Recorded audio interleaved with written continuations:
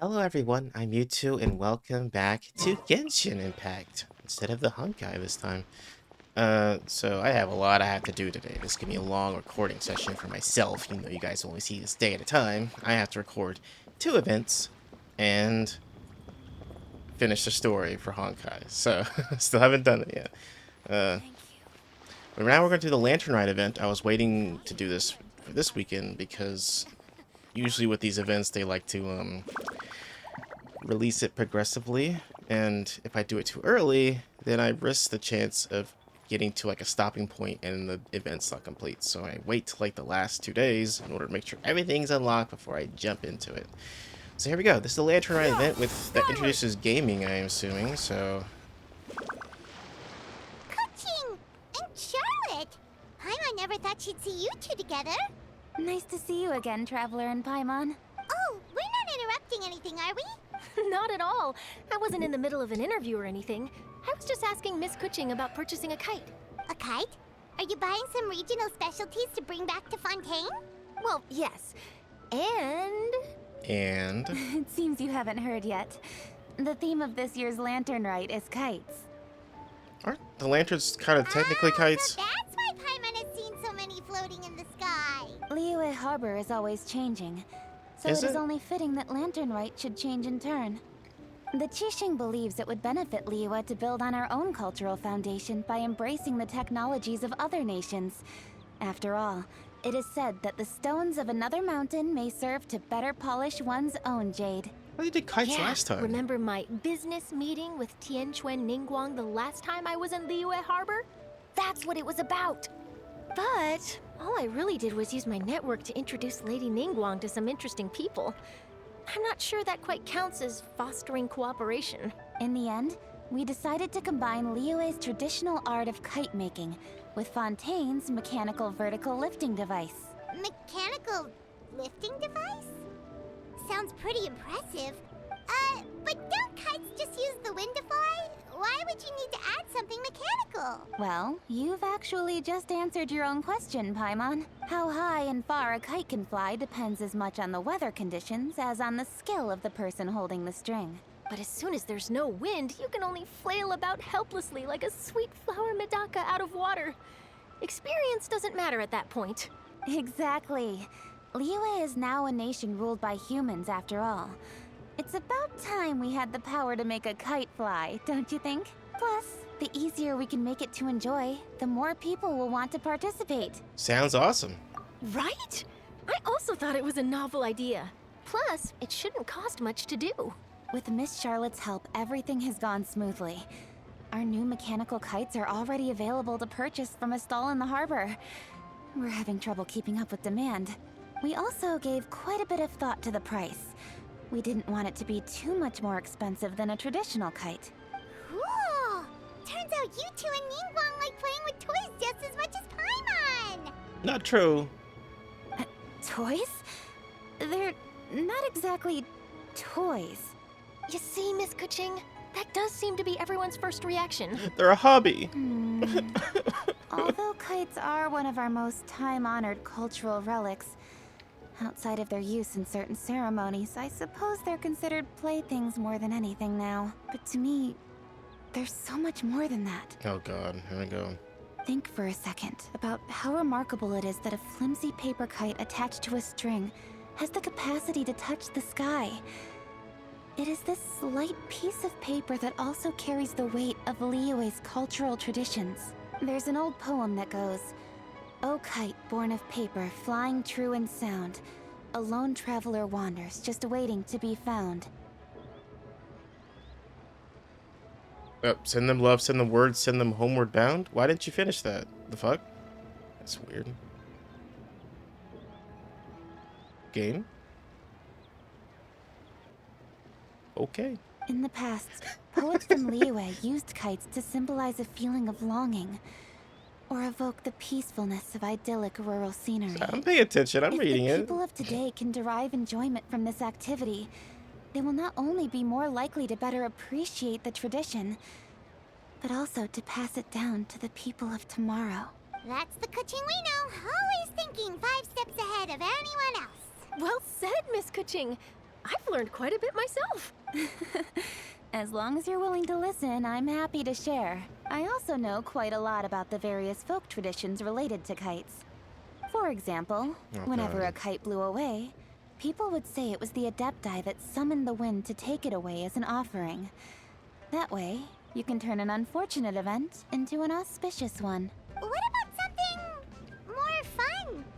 Do you know anything like that? More fun.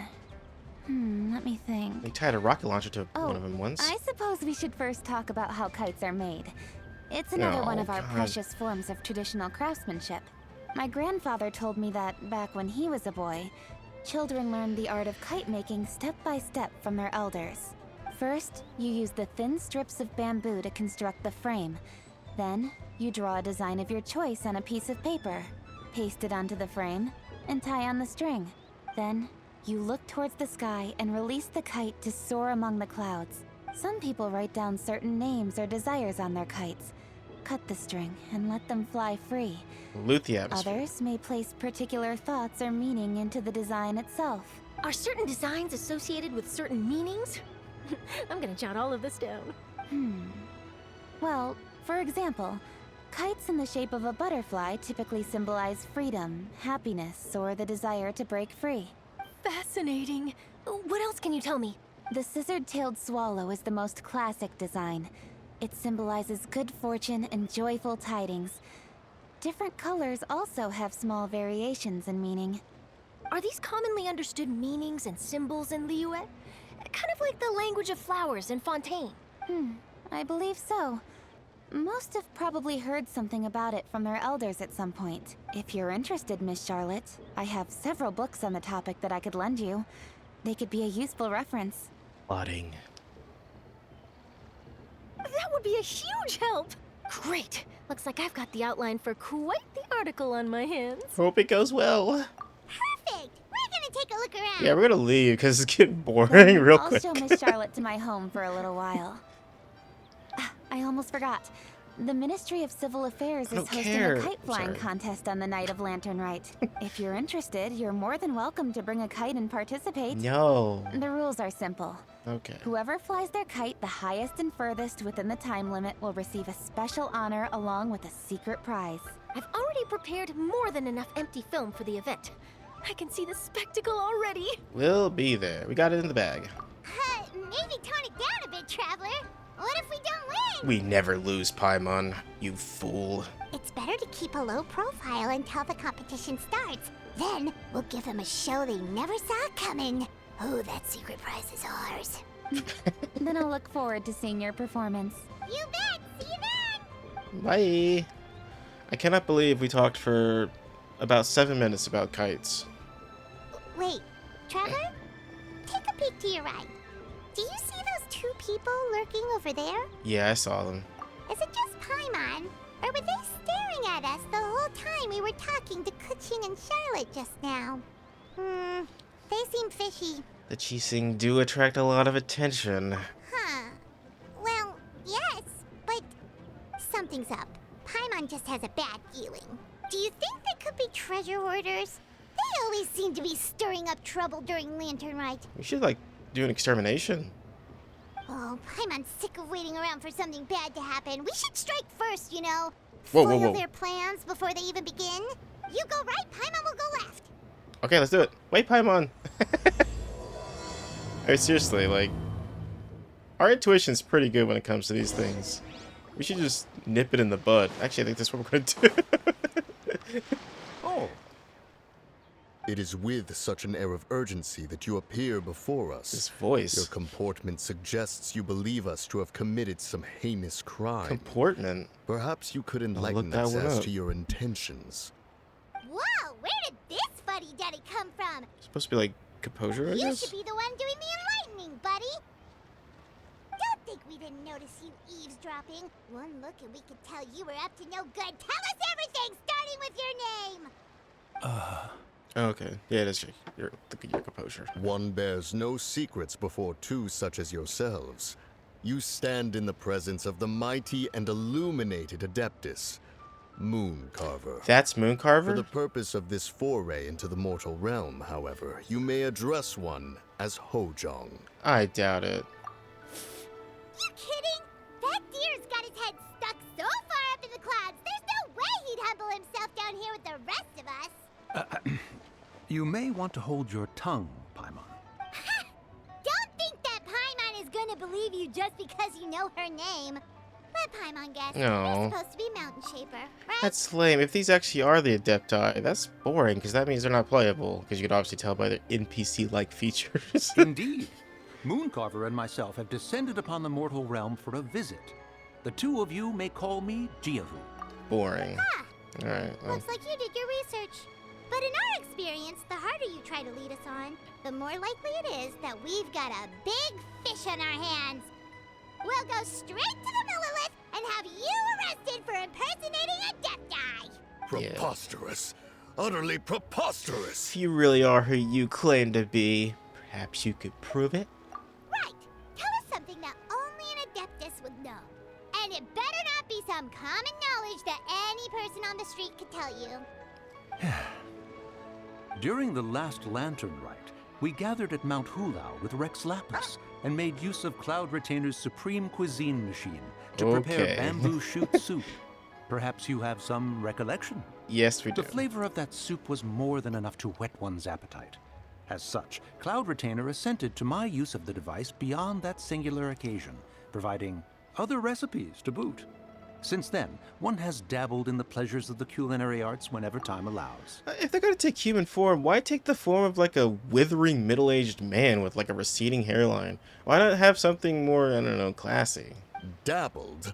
Upon one's last sojourn to your mountain, did you not immediately attempt to hide the device behind a chunk of amber as soon as one's presence was known? Did one not speak up on your behalf but a moment ago? This is how you choose to repay that kindness? One is simply trying to emphasize the veracity of our claim. That does not mean you should reveal personal matters so readily. They might think one bears no difference from Cloud Retainer. Forget it. One does not have the breath to waste on such petty trifles. I suppose they really are the Adepti.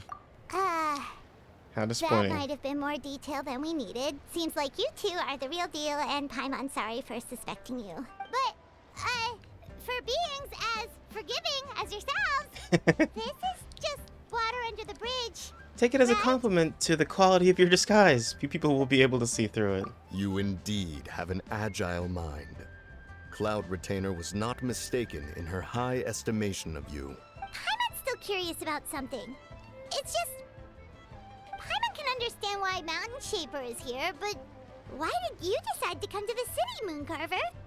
It's not really your thing, is it? It is but an inevitable eventuality. Okay. Long have the mountains remained strangely idle since Cloud Retainer's move to Liyue Harbor. It's only With been like... Lantern Rite near at hand, one would expect Cloud Retainer to provide us with an account of the festivities in advance. Yet to this day, she has failed to appear. Let me take some... Cloud Retainer is hardly the forgetful sort. Make throw itself. One must yeah, never rest yeah. idle in the face of that which demands action. And since our acquaintances dwell in Liyue Harbor, we had to travel here in human form to avail ourselves of their aid, Cloud Retainers in this case. But a moment ago, one heard you speak of a mechanical kite of sorts. It appears the essence of the situation has hitherto revealed itself. Now it is time for one to retire back to one's abode. Good. So, you're not looking for Cloud Retainer anymore? Perhaps there are aspects of Cloud Retainer's temperament that remain opaque to young Paimon. Given one's understanding, one can only imagine the anger that now consumes her. Cloud Retainer is of a proud and arrogant disposition. She holds the belief that her skill in mechanics surpasses that of all others. One can be quite certain it is hardly with an open mind that she regards the arrival of this new technology. One surmises that she has shut herself away, refused all company, and buried herself in the study of her own creations. To call on her would only invite her rebuke. However, if you do happen to cross paths with her over the next few days, do pass along one's regards. Sure, leave it to us. Have a safe trip back, enjoy the scenery, and happy Lantern Rite! Yeah. Thank you for your kind words. We shall now depart. We have a work We issue. got all worked up for nothing, huh? All that trouble and it turned out to be Shut people up, we dog. knew all along. Well, it's still pretty early. Let's head over and check out the kite stalls. Paimon wants to see what kinds of kites we can buy to use in the competition. The bigger and prettier, the better. Alright, let's get a paper airplane and just do that. Tie it to a string. Welcome! Are the two of you looking to buy a kite? Would you like me to go over the different designs? Ooh, a scissor-kill swallow! And a butterfly! And, oh! I want a Durgan. This jade chamber design is our gosh. newest. It's been selling like crazy over the past 2 days. Does it also have a unique meaning?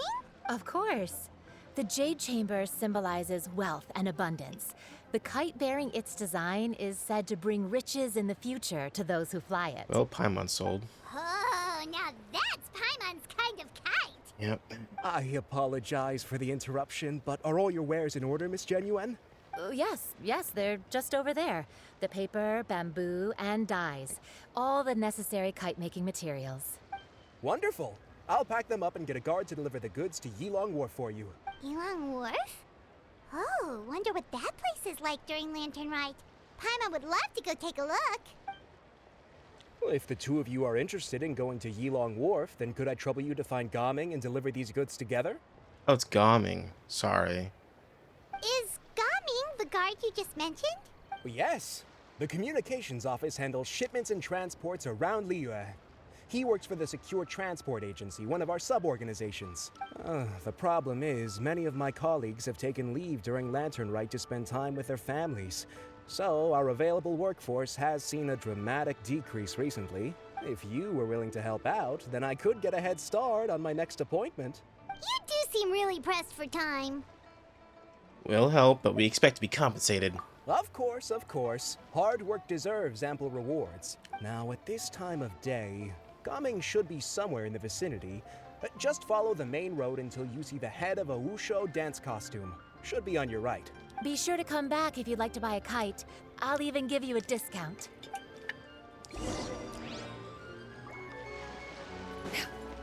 And since I thought Gaming was supposed to be like the focus of this, I thought there would be like a dancing portion of Wait, this. I thought we had an agreement. A loser buys dim sum tomorrow? Look at you. Scowl like that for much longer and your face might stay that way. Hey now, don't be upset. How about this? You extend the invitation and I'll pay. No way, Gaming. You're always the one picking up the tab. I'm not trying to be a sore loser. I just didn't expect you to come from behind to win like that. That was nothing. All in a day's work, friend. Perfect, Gaming is here. Sorry to interrupt, Gaming. We just spoke to a guy from the communications office who needs you to deliver some goods to Yilong Wharf. Oh, it must have been Longzhou. Looks like I've got work. Gotta go. Sure, go do your thing. Let's have a rematch when you get back. I won't let you win so easily next time. And stop coming from behind. It's weird. Alrighty, you can hand the goods over to me. Must have been heavy hauling them all this way. They're Let me not. take them off your hands. It wasn't that bad. It's just some kite-making materials. Plus, we didn't have to walk very far. I have like 500 apples in my pocket. Okay, I can carry Kite-making anything. materials. I see. I'm glad it wasn't too much trouble, Paimon. Still, I owe you one. And you must be the traveler. It's nice to meet you. Thanks for your help. Huh? You know us? Everybody knows you guys. There probably aren't many in Liyue who don't. I've heard quite a bit about you two. You're quite well known around these parts. I know. Oh, and please excuse Longzhou if he forgot to thank you. Take my thanks in his place. He's a good guy. He's just been super busy lately, running around from place to place. Don't be too hard on him, yeah? Nothing's necessary. So, you here for Lantern Rite? I guess so. Yep. It's always so lively this time of year. We were actually hoping we could tag along to Yilong Wharf and have a look around. It's more like Kite Rite this year, huh? Perfect! We'll go together then. I'm good with directions, so just follow me. Trust me, I know my way around. We can exchange stories, tell jokes, or just chat along the way. Yeah, jokes, Oh, please. and there are a couple of good places to eat along our route. We can stop and grab a bite when it's time. The ingredients are fresh, the portions are generous, and the prices won't break the bank. You can order anything, and I promise, you won't be disappointed. Order anything? Paimon seems to be drooling already. Hey, always. Don't worry, I understand. I joke around like that with my friends too. It just shows how close you are. Indeed. See, he gets it. Do you need to pack anything up before we hit the road? I can wait. Nope. Nope, our things are always packed and ready. We're pretty much travel experts at this point. Oh, that's right. Then let's get going. If we run into any trouble, you can count on me to protect you. I am a guard, after all. Okay.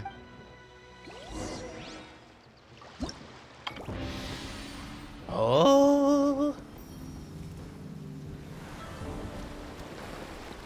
Boosh. Kites. Lanterns. And those two. Alright. Alright, let's just start the quest, I guess. Let's do it! In the bustling streets of Liyue Harbor, you and Paimon are drawn to a painter making paper cutouts. You spy two familiar silhouettes among the items she is preparing. Okay.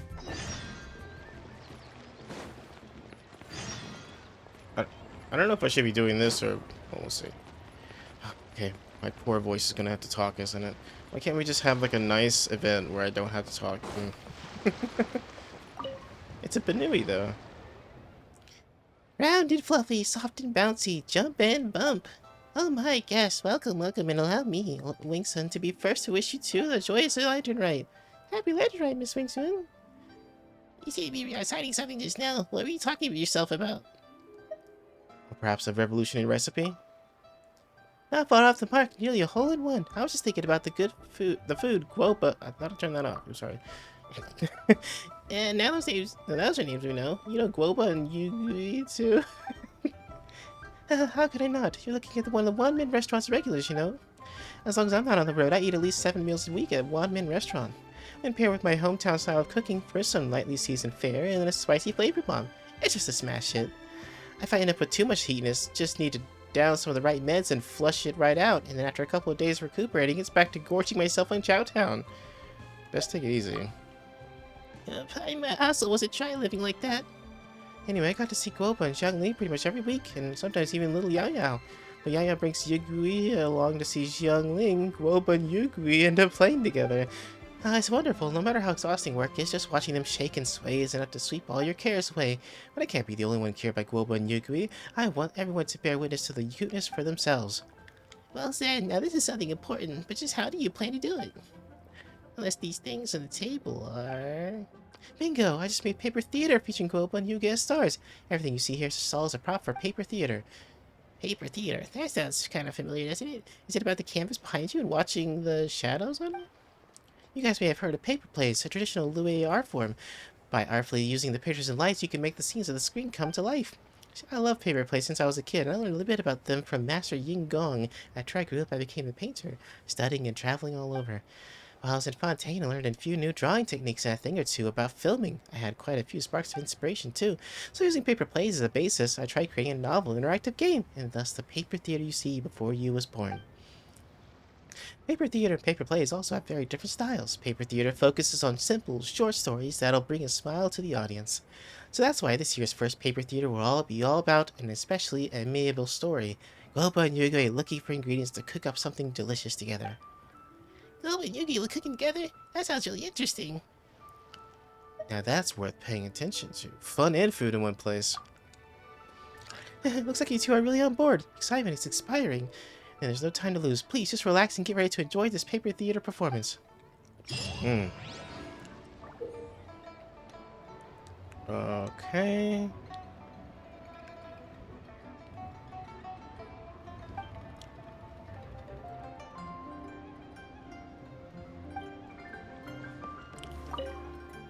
Customer ready to enjoy another paper theater performance? Yep, let's do it. Woot? Woot, really? Woo!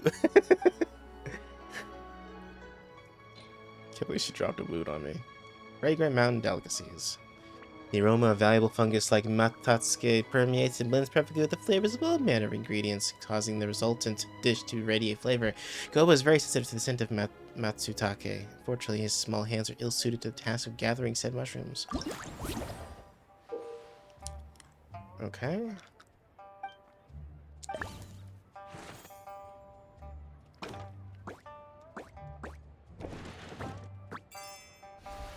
Die! That was complete.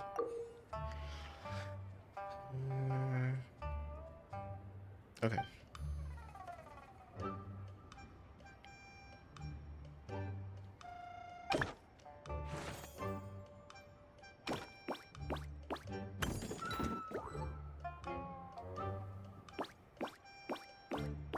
Yeah, okay.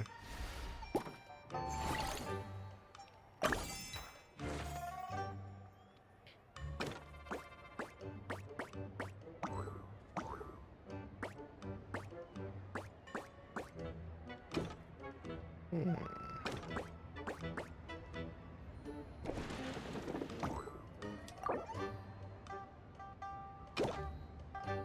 Oh, I see, okay. Hmm.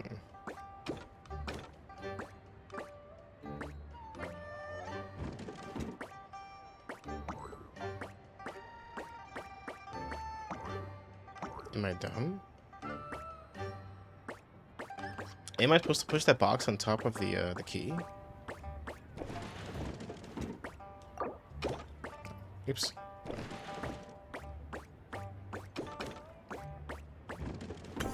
Oh yeah, you are, okay. Yeah. I don't know why I didn't try that at first. Okay. Oh. Now I got both of them. How do I switch? Oh, I see.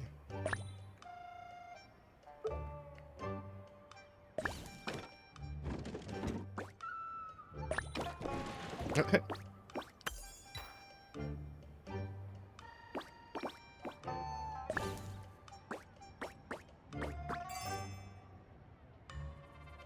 Oh, did they both need to reach it? Oopsies. Interesting. Oh, yeah, okay. Hi. Oh, this is adorable. Now the true Dark Souls begins.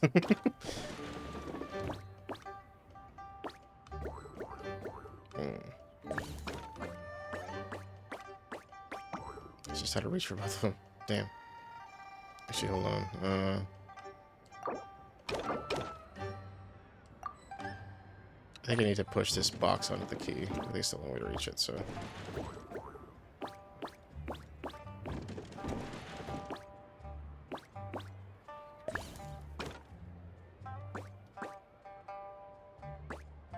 Oh, I see. Okay.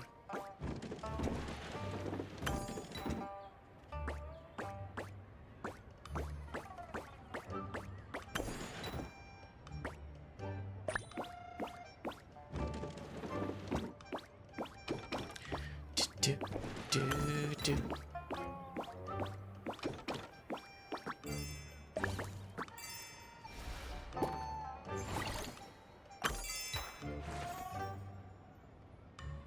Okay.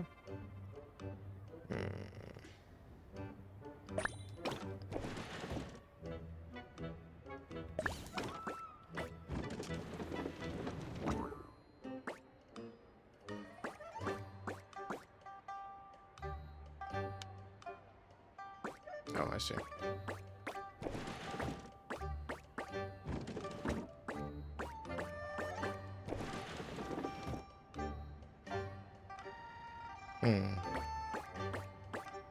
There you go. Got it. Okay.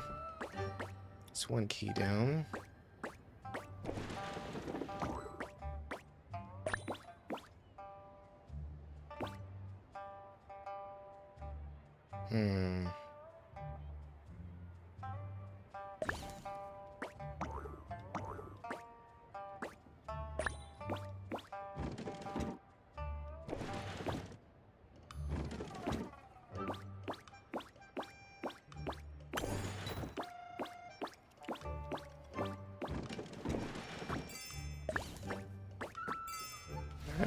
Yay! When you need a safe starting point card, this card can be pushed by another character. You can reach some special locations this way. Okay.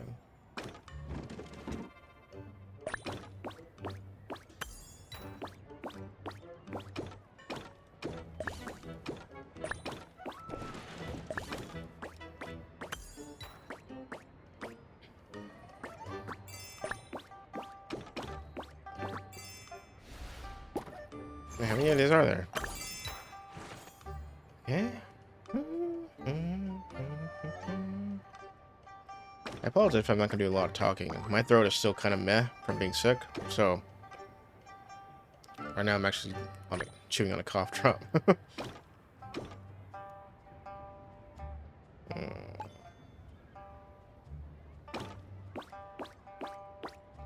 Okay, I see.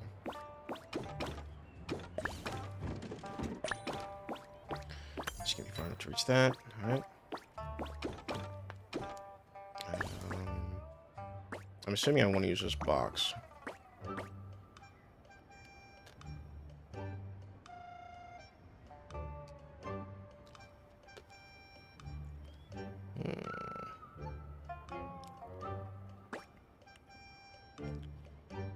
I can't touch the box because it's too far. Oh, that's like, oh wait, can I just push Glede up and get it the key? That doesn't make a difference, does it? No. Shit, hold on. I gotta go.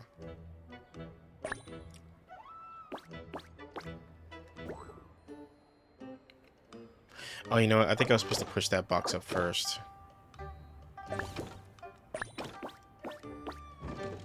Yeah.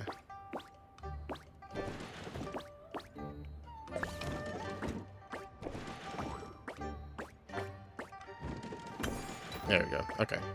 Now everything makes more sense. Oop.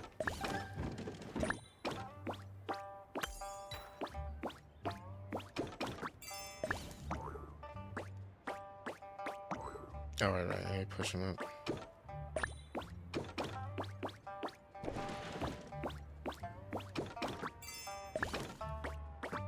Yay. Alright. Goodness, okay. We're just gonna do this for a while, aren't we? It's a pretty simple game, so you can make like hundreds of this shit. Pretty easily. Guess I'll grab the key immediately, right? No reason not to.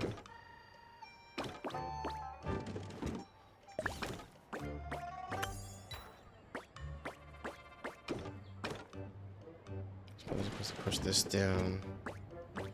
And have Glede push the Benui a little bit so you can reach the Wushou.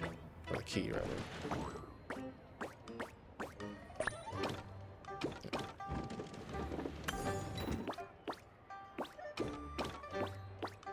Okay, so can't reach the Wushou. I need to push one more time, I guess.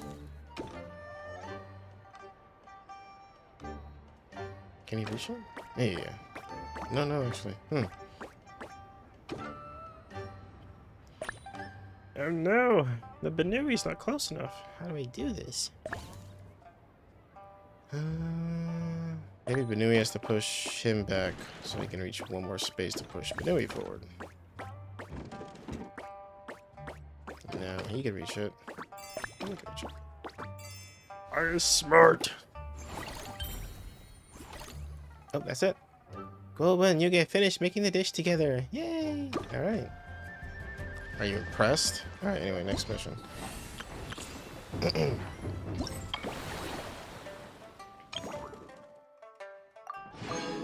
Climb! Climb, I say climb!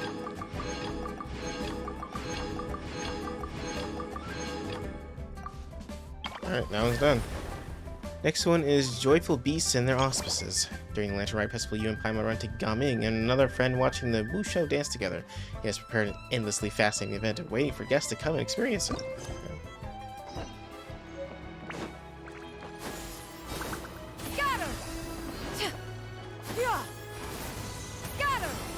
Oops. Yo, happy Lantern Rite, dudettes. So you two wouldn't happy to be the big shots who came looking for Gaming, would you? You know I heard his voice on it. We saw you before. You were hanging out with Gaming, right? Totally, hot diggity. You remember me? My lock's on fire. I heard you two are the best, and there ain't nothing like you could do. I pop over to Chihu Rock to buy groceries every day, and even though it's so close by, I still always hear people singing your praises along the way. That's right, we're this cream of the crop. Paimon's the best at eating. Ain't nothing she can't swallow. Hey, Paimon's good at stuff besides eating too. Wait, let Paimon think for a moment. What else is she good at? Nope. I've got it. Can ordinary people float? You're so white and light and fluffy, like a pigeon adeptus.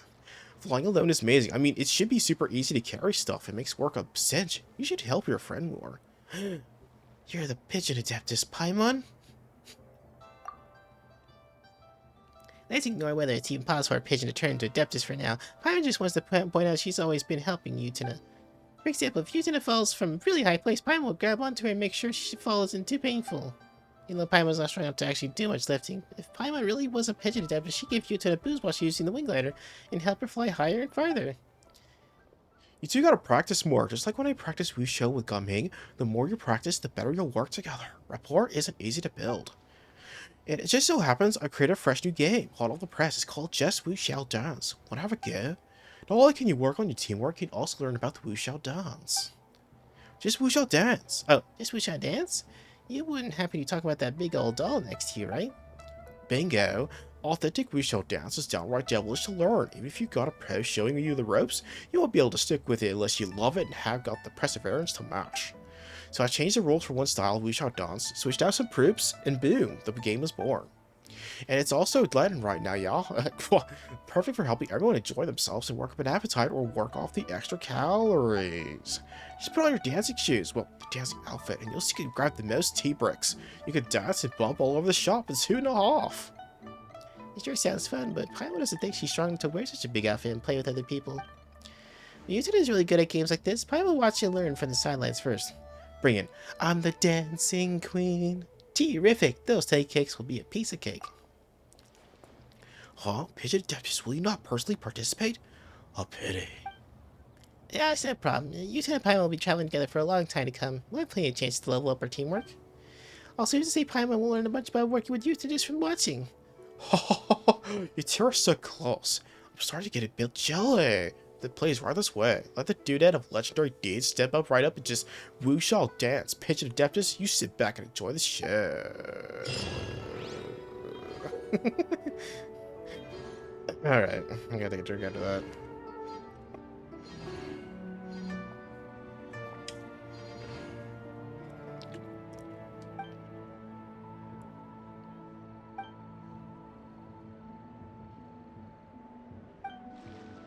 Oh, is this a multiplayer one? Of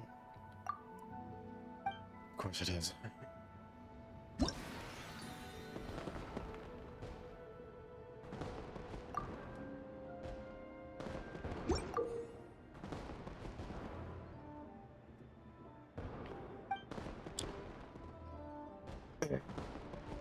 Alright, fine. Let's do a match. Yes. Hello, Gyover, Koi, and the last person that I didn't get to read the name of.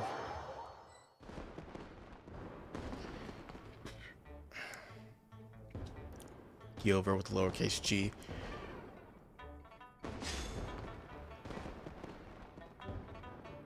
I switch character. No, let's keep her. This one.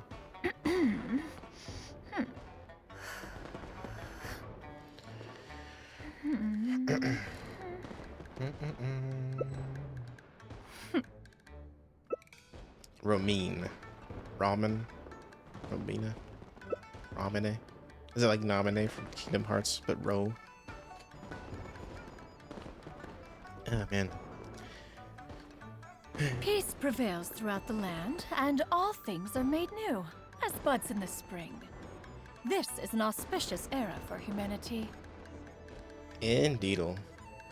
Wait, doesn't Jianyun have like a super long idol, like, thing which just talks for like 5 minutes? Just never showed up. Come on, Gyover. I got shit I gotta do. I got event I have to complete. Multiple. This isn't the only one. I have 2 events going on simultaneously. Both of them voiced. I actually have 3 events going on. Jeez. But the other one's not voiced though. This is like a battle thing. Alright, what am I doing? Oh!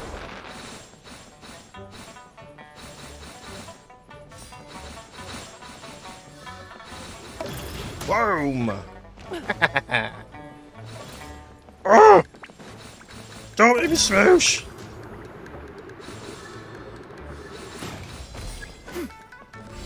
Look at me. Boom, boom, boom, boom, boom, boom, boom. I'm kicking A. Oh. Go for the big one. No! You can't touch this. Bam! Get out of my way.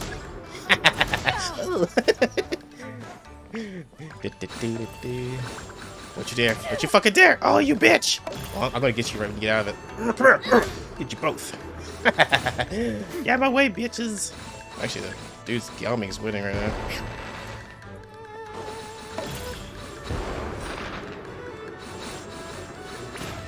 Maybe I could squeak out a win here. Oh, there's still like 40 seconds left. God, this is too long.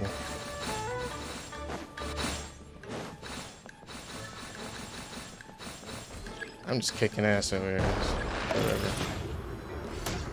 Ooh, thank you. Oh. Oh. Oh. You bitches. Oh.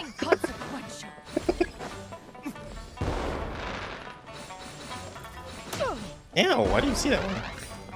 How dare. Don't even, I'm protected. You can't get me. I'm the winner, and no one can say different. Damn, I like dominated. That's disgusting. Look me, I got a little thingy over my head. Alright, so that's pretty fun. How many times I gotta do this? Like too many times? I got 1200 score. Let me see what I have to do to complete the event. The secrets of the Actually, I think that was the lie right there. She was about to say it's like so long. She just keeps talking forever. It's like, shut up!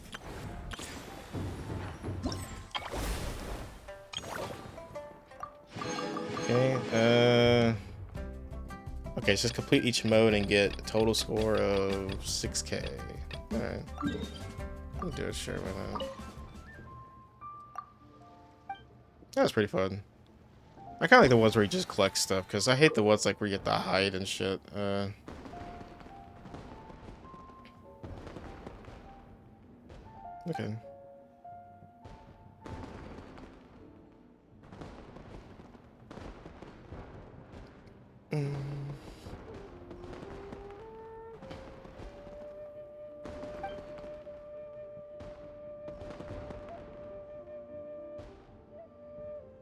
Okay. So stay in the yellow areas and collect as much stuff as you can. Okay, easy enough. So who might join by this time?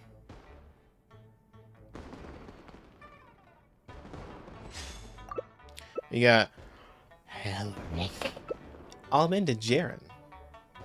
I don't understand that. Why do people name themselves lowercase names? I mean, why not have capital names? I don't know. Is that must be like a that has to be a personal choice or just a mistake? I don't know. It's weird. Maybe I just say I'm a capital kind of person.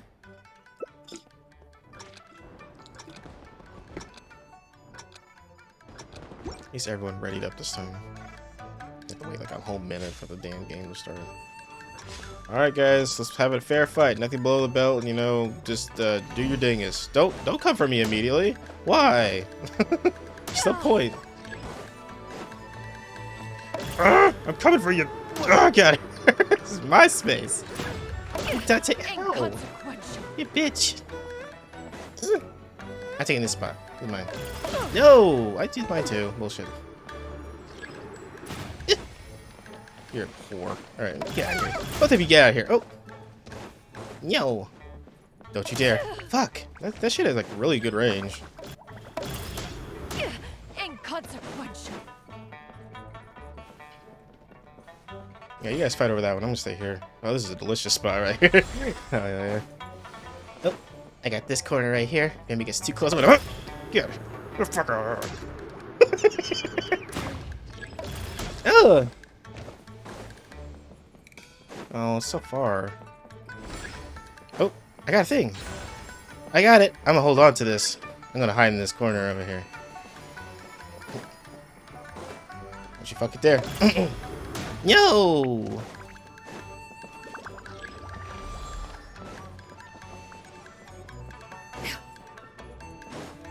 People are so goddamn laggy. Oh! Oh, no. Get the thing. I got it. Oh, I didn't get it. Damn. Fuck off. Yeah, no. Oh! You guys are all dicks. Ugh. How dare you? No, stop. Oh, I see you. Damn you. I'm coming for you. She's gonna win this one, 100%. Oh well.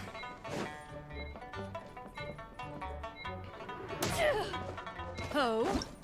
Damn, I sucked at that one. Yeah, oh, the hell. Fucking Jaren. Fucking suck my nuts. I got more score from that one than I did the other one. Yeah, I won the other one. Unoccupied. You know what I should have done is I should have grabbed that thing and just like ran as far as I could for as long as I could instead of trying to take that spot. I probably would have benefited from that instead of trying to double down and get double points. All right. And mildness and spice your mildness. When challenges, the more you still have, the higher your score will be.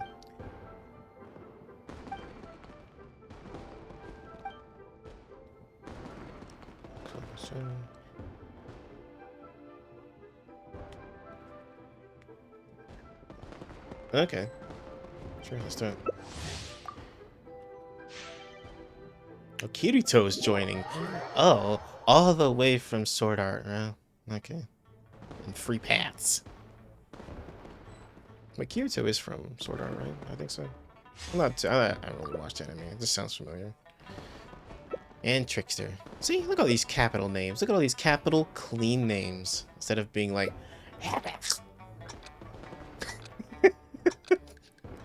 Or Jaren. Alright, guys. Just remember what I said. I have to win. I'm recording this, so. I'm on fire!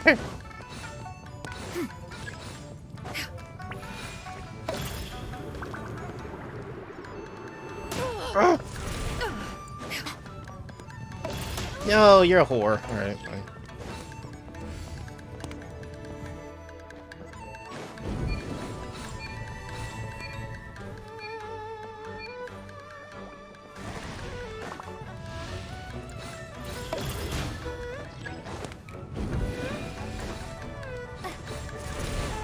Don't do it! Whore. Alright.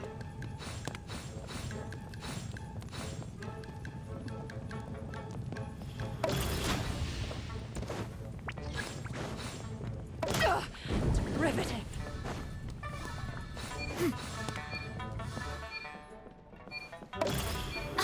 Don't do it. Inconsequential.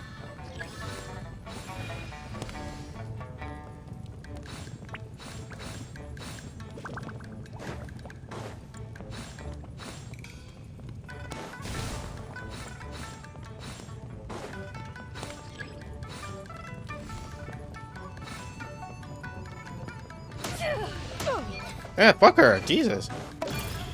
Don't do it. We need to survive. No. You son of a bitch. Can't believe it. Stop. Jesus. Knock me into it.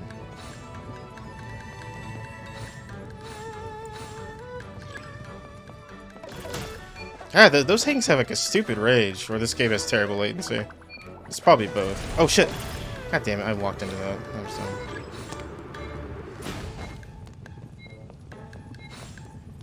Maybe I can get just a little bit more at the end. Oh, oh damn, it's so close. Oh, I got the most knocked back. Oh wait, no, two of us got the same amount. What the hell then? That was a little bit more. I like that one because it was a little more chaotic. Peace prevails throughout the Got the land, least amount of points for and that all one. things are made new, as buds in the spring. This is not. Shut up! Alright. Alright, I'm assuming I didn't complete everything. I probably have to do it a couple of times. My nose is starting to get stuffy. I hate this.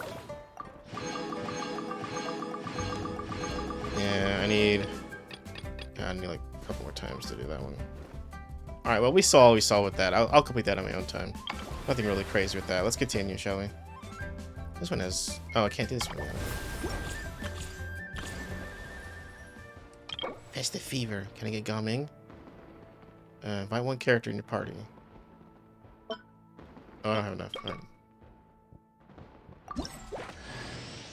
hero's valor ripples through his robes, his garments steeped in the spirit of the bamboo groves.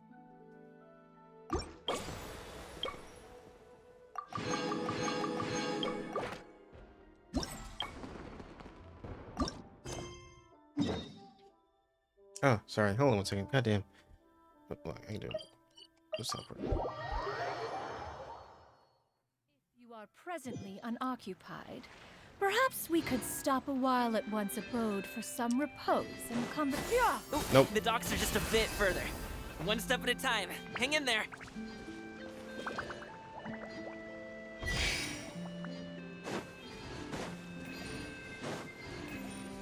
I'm getting distracted. It's not good.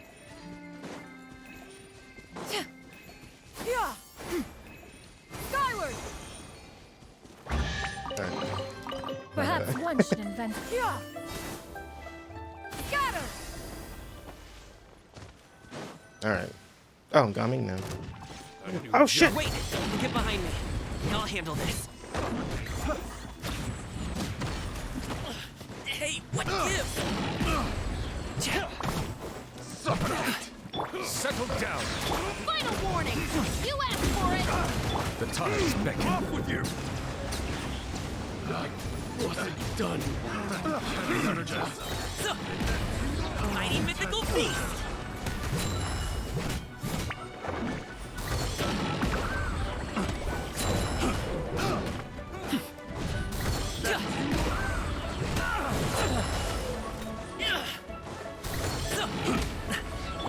Skyward! Skyward! Scatter! Silence.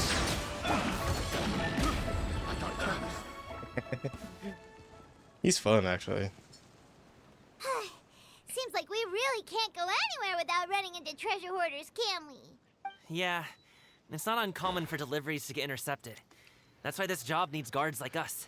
Paimon was impressed by your moves back there. You seem like a real pro at your job.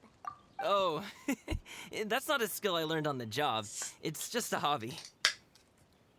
Beating people up? Have you ever heard of Wushou dancing? I've heard about it somewhere. Really?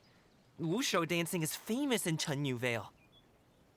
Performers might be invited to promote the opening of a business or to spread good fortune during a holiday season. But I must admit, it has nothing on the popularity of the Liyue Opera. I'm also well aware that people in Liyue Harbor aren't exactly jumping at the chance to watch Wushou dancing. So, it's not something I do full-time. Huh? You have 2 jobs? How do you have the energy to do all that? Monster Energy Drink. It's not that tiring. Sponsored by I just Monster have to take Energy a Drink. rest. Ah, Paimon gets it, so you must sleep a lot then. Not really. Just yesterday, I stayed up all night playing cards. Oh. Let's go. The docks are just up ahead. Alright.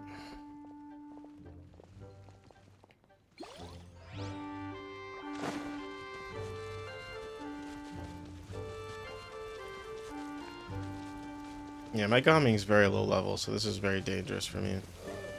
Another tea seller. Gaming walks forward and exchanges a few words with the boatman near the docks. The next thing you know, he's called for everyone to board a bamboo raft. Finally, we can rest. Ooh, Paimon's shoulders are so stiff. And her stomach so empty. Jeez. Sorry. Did I push the pace a bit too much? I mean, you were the ones who said you were travel experts. Yeah, Paimon. It was just too hilly. Floating up and down so much. Where's Paimon out? Oh, Paimon was finally satisfied and now her poor stomach's empty again. How much a shot up? Eat this. Aw. Would you like some winter melon cake? I have some on me that I bought from a store. Yes, Paimon will take all you got. Okay, Paimon. You might want to pace yourself there, or you'll be too full to eat a proper meal later. Paimon never gets too full. Just like you apparently never get tired, no matter how far you walk or how many jobs you work. Ah, I see. Then here you go, Paimon. And for you, traveler. Enjoy. And here's some for you too, Uncle Bosu. Don't think I forgot about you, my friend. I'll just set it to the side here for you. Damn it, Gami seems like a real people person. He can get along with anyone, and he treats every person he meets like a close friend. That hit the spot. Paimon thought she was going to starve to death for a minute there. That close of a call, huh? I've been eating wintermelon cake ever since I was a kid.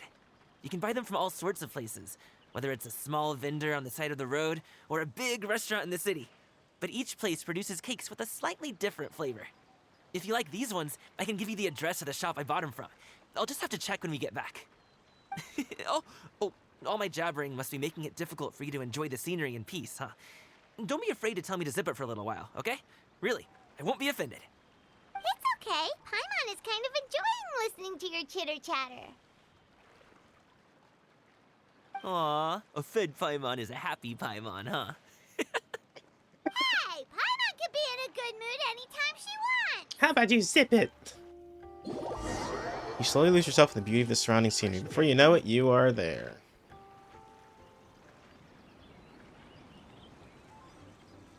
Woohoo! We're here!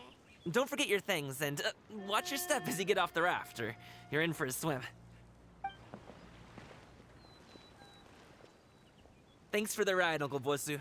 You take care of yourself now. I'll see you some other time. Okay, follow me. This way is fastest. We'll have to take the elevator up to the secure transport agency.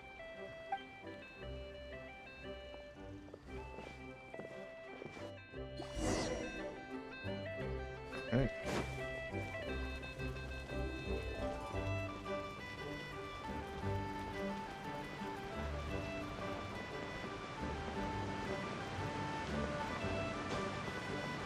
There to be an elevator here? Get down here. Man.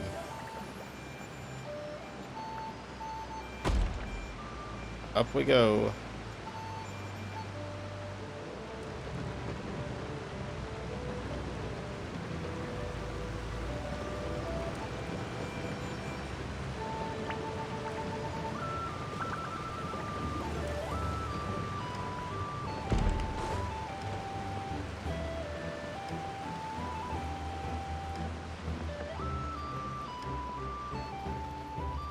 Hey! Slow down. I'm begging you. What is it? No one's gonna try any funny business when the street is this packed, right? Funny business ahoy. Oh, Clown pops well, how should I put it? Come on, spit it out! Do you see that group of people over there? I see many groups of Those people. are my relatives. Oh. Wow, you sure have a big family. Once they start buying things, they won't stop perusing till it gets dark. This is bad. They're your family, not your arch enemies. What's there to be afraid of? Unless... Oh, did you do something horrible to them? Hey, to be fair, Paimon, family can be as scary as any fucking enemy, so... No, it's not that. I'm just not that good at dealing with my family. It would be best if we could steer clear of them. I'll explain more when we have the chance, but right now, we've got a job to do. Then we'll just have to sneak past them. Oh, am I doing the sneaking section? The left side looks pretty packed. Let's go straight. Slow and steady wins the race.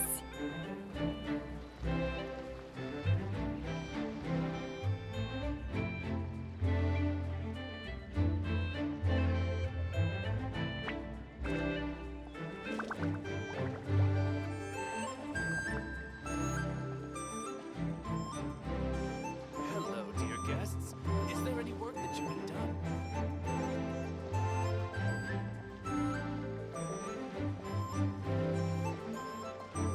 Let's wait here for a second. Maybe my aunt will leave.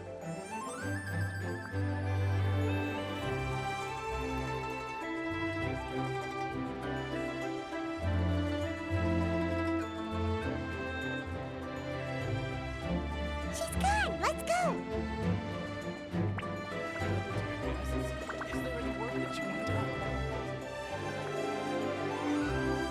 The music's really good here. I like it. Turn left. Run!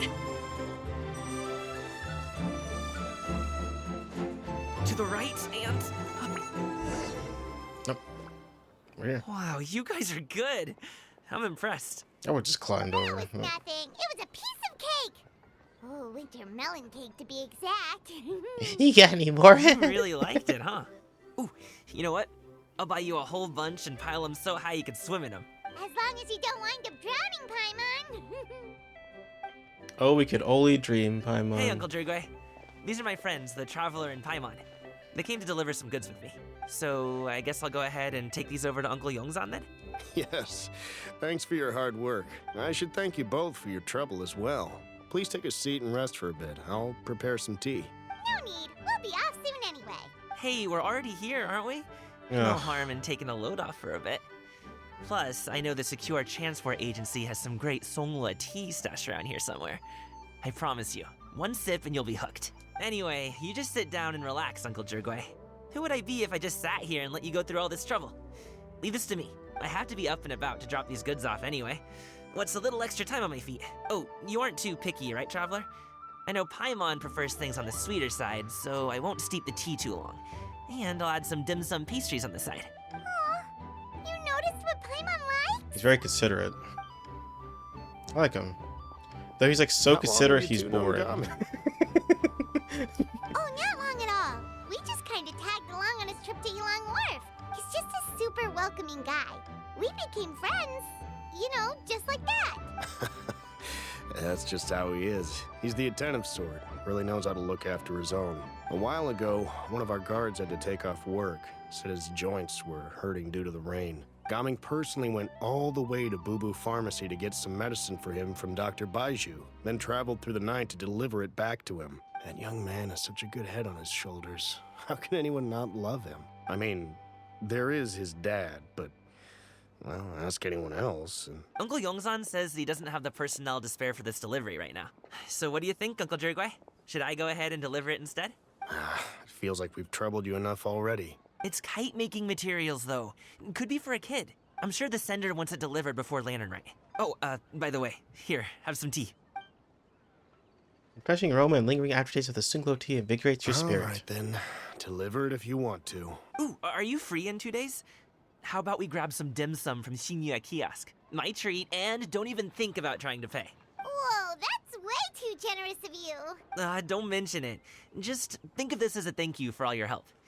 Besides, the thing between me and my family, it's a long story. It might take some time to tell. Sounds good. Paimon never says no to free food. See you at Zinyo Kiosk then. All right, then I'm off. See you in 2 days. Oh, and Paimon, make sure not to eat too much before then. Don't say I didn't warn you. Is he underestimating Paimon? She's just gonna have to show him how much she can really eat. Anyway, is Gaming's family situation really that complicated? He has such a happy-go-lucky personality. Plus, he's an enthusiastic and diligent worker. It's hard to imagine a guy like that being troubled by much. Exactly. What's his flaws? He has to have a flaw. Maybe he's a gambling addiction. Maybe he's an alcoholic. He's gotta be something. Maybe he's addicted to drugs. It's gotta be something. We'll find out, though. How should I put it? He likes killing people. Since he already plans to tell you himself, you don't need an old man like me to add my 2 cents. I mean, he really likes it. You seem to be around the same age, so you might have a lot in common. Murder. Perhaps you could help him talk things through. Consider it a favor to me. I'll try. If you have the time, maybe you can make a little flag for us to wave about. It can say, "We provide aid in spades." Couldn't hurt to advertise our services, right? Well, I can certainly arrange that. Is there anything else you wanted to say? Wait, seriously? Paimon was just joking, but if you're going to get us something, she'd much rather have winter melon cake instead. Seems like Gaming really has rubbed off on you. Yeah. Would you like some more tea? I think there's some left. No thanks. We came all this way and still haven't gotten a chance to look around the wharf. It's too low res for me to enjoy. We should see the kinds of kites they got. Maybe they'll have ones you can't find in Liyue Harbor. It's not a bad idea. All right, then. Please do let me know if you'd like more tea. You're welcome to stay as long as you like. It's like trying to drink a polygon. How are you supposed to do that? Why was the texture so bad in that shot? Yeah, whatever. There's always been like texture issues with PS5 versions of games. I don't know why. Like fucking Liza P was the worst. When it was giving that overshot of like the giant flag in the background, it was just like the shittiest low res like N64 texture I've ever seen. What are you doing here? The way you speak, one might have presumed you were displeased to be in one's presence. Green Cloud or Jianyun. Take note, Paimon. You could learn a thing or two about how to respect your elders. Ugh, starting on the elder stuff already, huh? I have a feeling that Paimon is the elderest of them all, to be honest. Shouldn't you be back in your cave tinkering away at some kite-related thingamabob or something? What brings you out here? And what's with that huge box next to you? Ah! Paimon gets it. You're here to do some shopping, aren't you? And what of it? The Qixing's decision to integrate Fontanian technology into said kite-flying competition is of no consequence to oneself. Did you expect one to willfully compete against the whimsical trends of worldly sentiment, or perhaps even fall to petty sulking over such? It's not that we think those things exactly. That's just what Mountain Shaper and Mooncarver told us. Or Chia something and Ho. Yeah. I can't be bothered to remember what their aliases were called. Anyway, they went to Liyue Harbor to look for you. They even asked us to pass along their regards if we ran into you. Oh, huh. Tianyun? Huh. Did she forget about them? It appears time has quite flown since one's arrival in Liyue Harbor. How could one have forgotten about those two old fossils? Like, to be fair, like her companion quest and this event came out at the same time. How is there any gap in time between these things? One shall have to bring them back some divine herbs to atone for this slight. Nay, given that one has ventured all this way to Yilong Wharf, tea would be more advisable. A great thought has illuminated one's mind once again. One is reminded that certain purchases have yet to be made. Love her fucking Perhaps name. you two could wait here whilst one performs this task. It'll be but a moment. Huh? Wait, here? You really just gonna ditch us here to watch your stuff? Oh, that woman really just does whatever she wants. She is like a god. I'll leave this stuff watching to you. Hey, not you too, traveler! Oh, all this Paimon ditching is super not appreciated. Just come back soon, okay? Paimon doesn't want anyone to try and steal his stuff. Welcome. Please have a look around. We only sell teas of the finest quality, sourced directly from Chaoying Village. Might I recommend the Songlo variety? It's one of our specialties. He's talking like he's talking to someone right next to him. He should be like, "Welcome, please have a look around. We only sell teas of the finest quality, sourced directly from Chaoying Village." You know, like that. Not hello everybody. It's me, you two. I like to sell tea. Anyway, let's continue. Now, that sounds promising.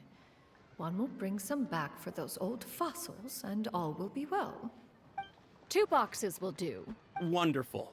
By the way, we're actually running a special Lantern Rite promotion. Buy 3 boxes, get 10% off. 4 boxes will net you 20% off. 20% off 4 boxes. This merchant strikes a fair bargain. What's that guy looking at One her? might as well give some to Morax and Ping too. Then 4 shall suffice. Wait, Morax? I see. Are you intending to give these as gifts? If so, perhaps I can interest you in these exquisite gift sets. Buy 10, get half off. That's right. Isn't Morax another name for Zhongli or Rex Lapis? Yeah, he has a lot of names, doesn't he? Look at the magnificent design. And the red ribbon gives quite the festive flair, don't you think? Such a gift would be sure to impress any lucky friend or family member. For God's sakes. 10 bucks. She does a lot of... Seems rather excessive. But if one factors in the conqueror of demons and one's disciples... 10! A nice round number, don't you think? Of course you do. I'll even shave a little extra off the price for you. That God's is sakes. agreeable. One will... I will have these boxed up then. Of course, right away. I see you have quite the eye for fine items, Oh, mademoiselle. for God's sakes. Perhaps some of my wares might also be of interest to you. She likes shinies. She dislikes things being offered to her. I'm a toy merchant from Fontaine. You'll get nothing but the finest and most intricate clockwork toys Mora can buy here. Each one sure to be a source of endless amusement. Like this giant vase. Or this low-res box. Perhaps you could enlighten me then. When should said amusement be derived? Well, that is, of course, best understood by playing with them yourself. If you could wait just a moment, I can bring one out and give you a demonstration. What's happening? Oh, I guess she sensed me watching her or something. There is no need for that. Mademoiselle. Give me your newest and finest model, and be sure to package it securely. Of course. Here you go. She's so funny, I love her. The instruction manual is... She's leaving. I can do without. Thank you. Many watchful eyes surround this place. If one were to be spotted purchasing a mechanical toy such as this, a child's plaything no less, it would only invite scandal. There is no harm in bringing it back to study in secret.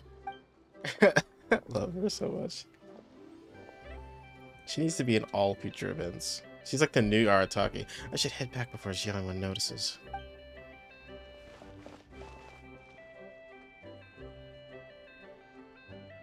Oh, Xianyun, did your shopping go smoothly? Naturally. One may not delight in social interactions, but that does not mean one lacks said faculties. Seems that Xianyun is easily swayed into buying things. The box looks fit to burst already. And you too? Are you not Yes. here to purchase things? Maybe. We just haven't had time yet. It doesn't look like there are any kite stalls around Yilong Wharf, but it does look like there are lots of goods from Fontaine. You are also planning to participate in the kite flying competition then? Also, One means to say, you along with all the other youths. One has been entreated to share one's kite-making expertise, and indeed there was little one could do about such persistent supplication. One moment energetic and earnest, and dejected the next. One had no choice but to acquiesce to these requests, and thus, one will be organizing a kite-making workshop to provide personal instruction in this art form. Oh, who will be participating then? me. Shuyu, Shenhe, Ganyu, and Yayo. Wow, that's quite a few people. Also, this is all pretty well, Xianyun, but it's not like you have to make your own kite to participate in the competition. You can just buy one ready-made and call it a day. Nonsense. You speak of those equipped with the mechanical lifting device, do you not? 'Tis nothing but a crude piece of mortal machinery. The mechanism that one has developed was the fruit of millennia of meticulous study. Wow. Let us not speak of the source of the mechanism's power, but rather its structure. It is composed of materials as light as bamboo and as strong as iron. This composition grants it the lightness of weight to ascend into the sky and the durability to follow the wind for many a mile. It is built with a series of intersecting rods that... Never mind. It is Okay, I was unlikely the listening, two but- of you will understand, even should one expend the effort to explain. One is better off saving one's breath.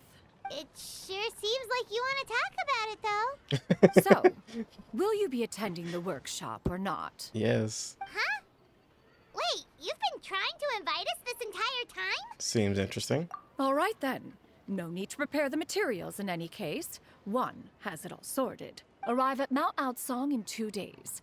I shall be expecting you around midday. Everything's in 2 Are you days. leaving? Don't you want a guide to help you with that big box of yours? Surely you jest. One goes as one pleases. For what reason would one need to rely on another? Oh, it's magical. There it goes. It can float? What kind of invention is that? One calls it the floating toting device. Nice. It's a new nickname from Paimon. She seems pretty proud of that one. Look at her walk down the street. She seems so confident, but everyone around her is looking at her all funny. Paimon wonders... Well, she never is. mind. She is like a peacock. But anyway, that box of hers seems to be full of those mechanical lifty thingamabobs. Not that Paimon was peeking or anything. She just, got a bit unsteady for a second and accidentally brushed the embroidery on top. And wouldn't you know it, all the stuff inside almost came bursting out. Paimon even went out of her way to keep it all together. What will I do about you, Paimon? All Paimon say is that Shenyun sure does try hard to save face. What did she call it again? A crude piece of mortal machinery? Paimon bet she just can't wait to take it apart and see how it's made. That does sound like something she would do. Totally. We should probably act like we didn't see anything, though. You know, in consideration of her feelings and all. After all, that is the propriety with which one should comport oneself. Let's comport again. When it comes to an elder, right? Did like the writer learn that word like that day and started using it? Yay! Orioles, Bask, and it's done. Alright. Alright, so we got quest 1 of 3 done, I think. God, why are these events so fucking long now? God, they're like full damn stories. Like movies almost. Yeah, okay. Oh, oops, sorry. Oh, sorry, it's part 1 of 4. My mistake. Oh, I gotta wait. 2 days later, 8 o'clock. Alright, do our little time dance again. Dig it. That's as far as I can go.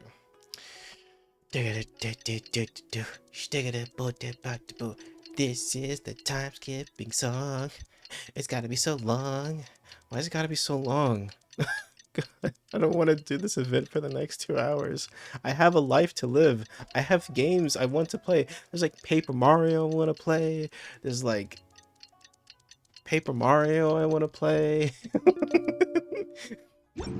Instead of playing this for like a million years. No, it's not enough. It was only a day and a half.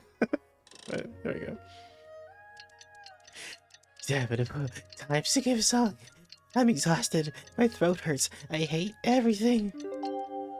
Alright. Paimon has never had dim sum at Shinue Kiosk before, but it should be quite the feast for sure. Ooh, and that's Paimon's stomach right on cue telling her it's time to go find Gaming. Let's go! She like Kirby? She had like a black hole for her stomach or something? I don't understand what's going on with Paimon. How is her metabolism so awful? Where am I going? Where the hell am I going? Oh, there it is.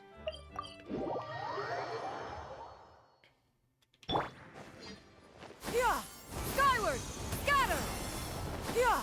Skyward!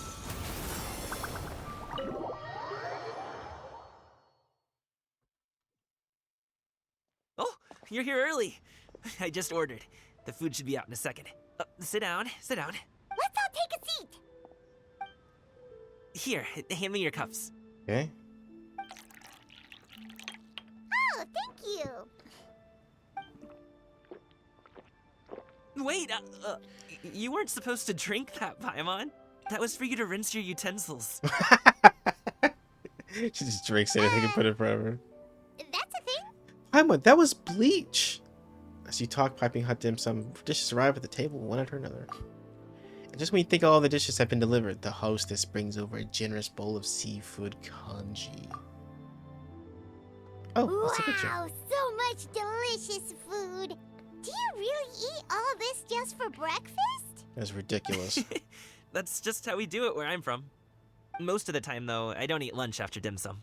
Oh, that's good to hear. Paimon doesn't need to worry about holding back then. Eat!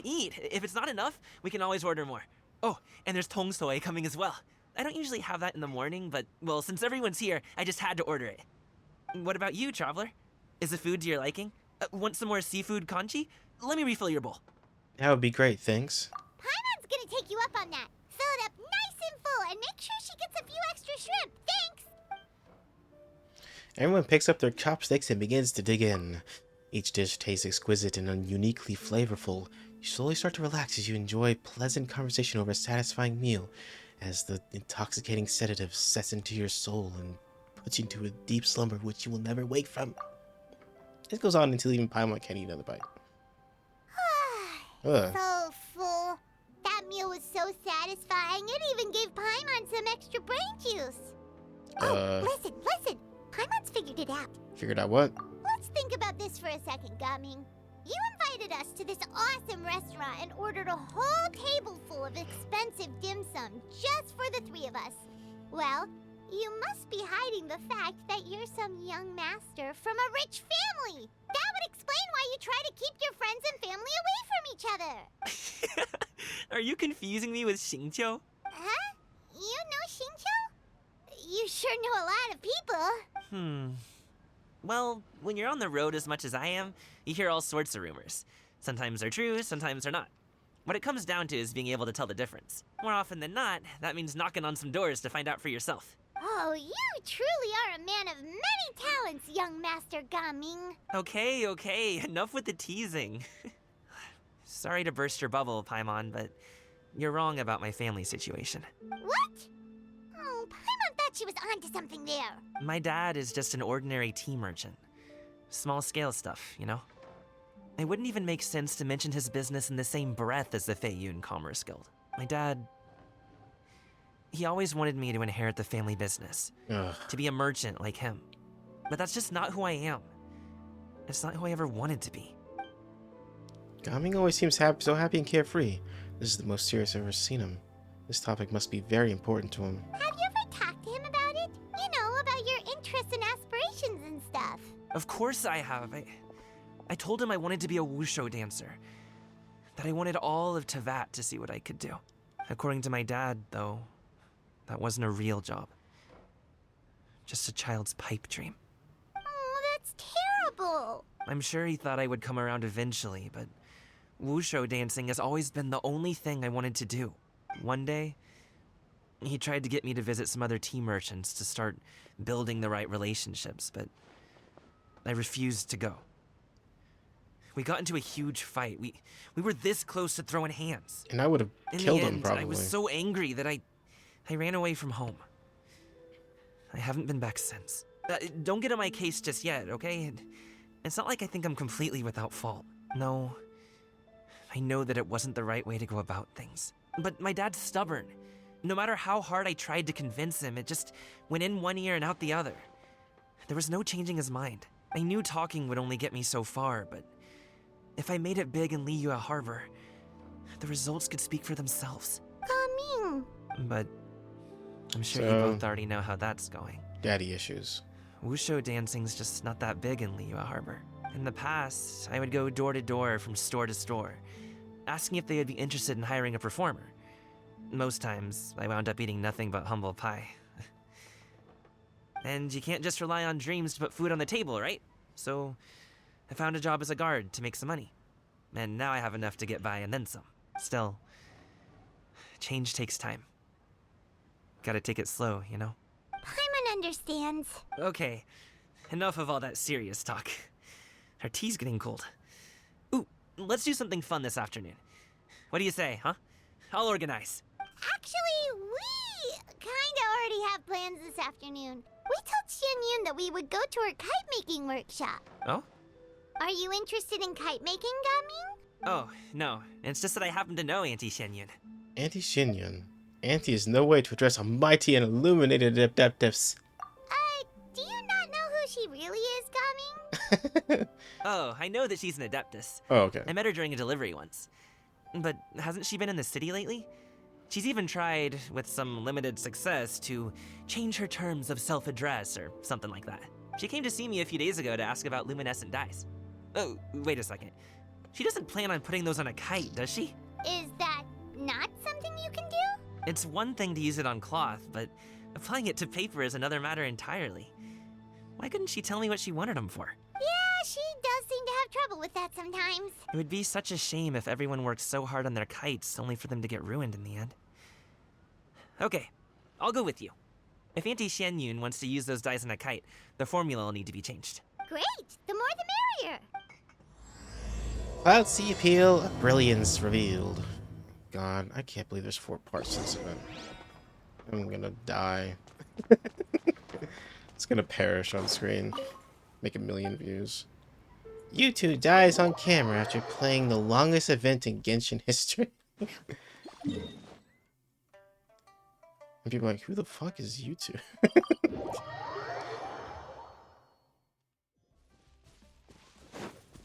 Yeah! Skyward! Skyward!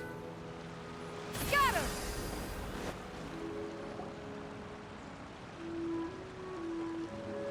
I feel you, Ganyu. Ganyu! Come on, wake up! Some friends have arrived. Hello, friends.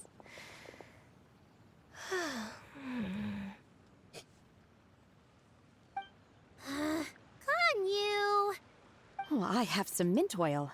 Perhaps we should try that. A guest at Wanmin Restaurant recommended it to me. I've tried it.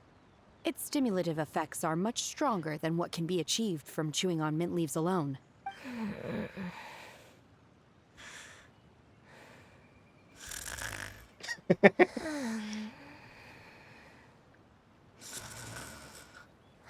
Sleepy goat. Apologies in advance. Oh, Wait! Shenhe! Not there! touching her horns? You see Shenhe take out a small green bottle, extract some minty smelling liquid, and apply it to Ganyu's horns. Interesting. Yaya and Paimon look in shock, mouths agape, but cannot stop her in time. What the heck? What's with her horns? I don't get it. See? It worked. She's awake.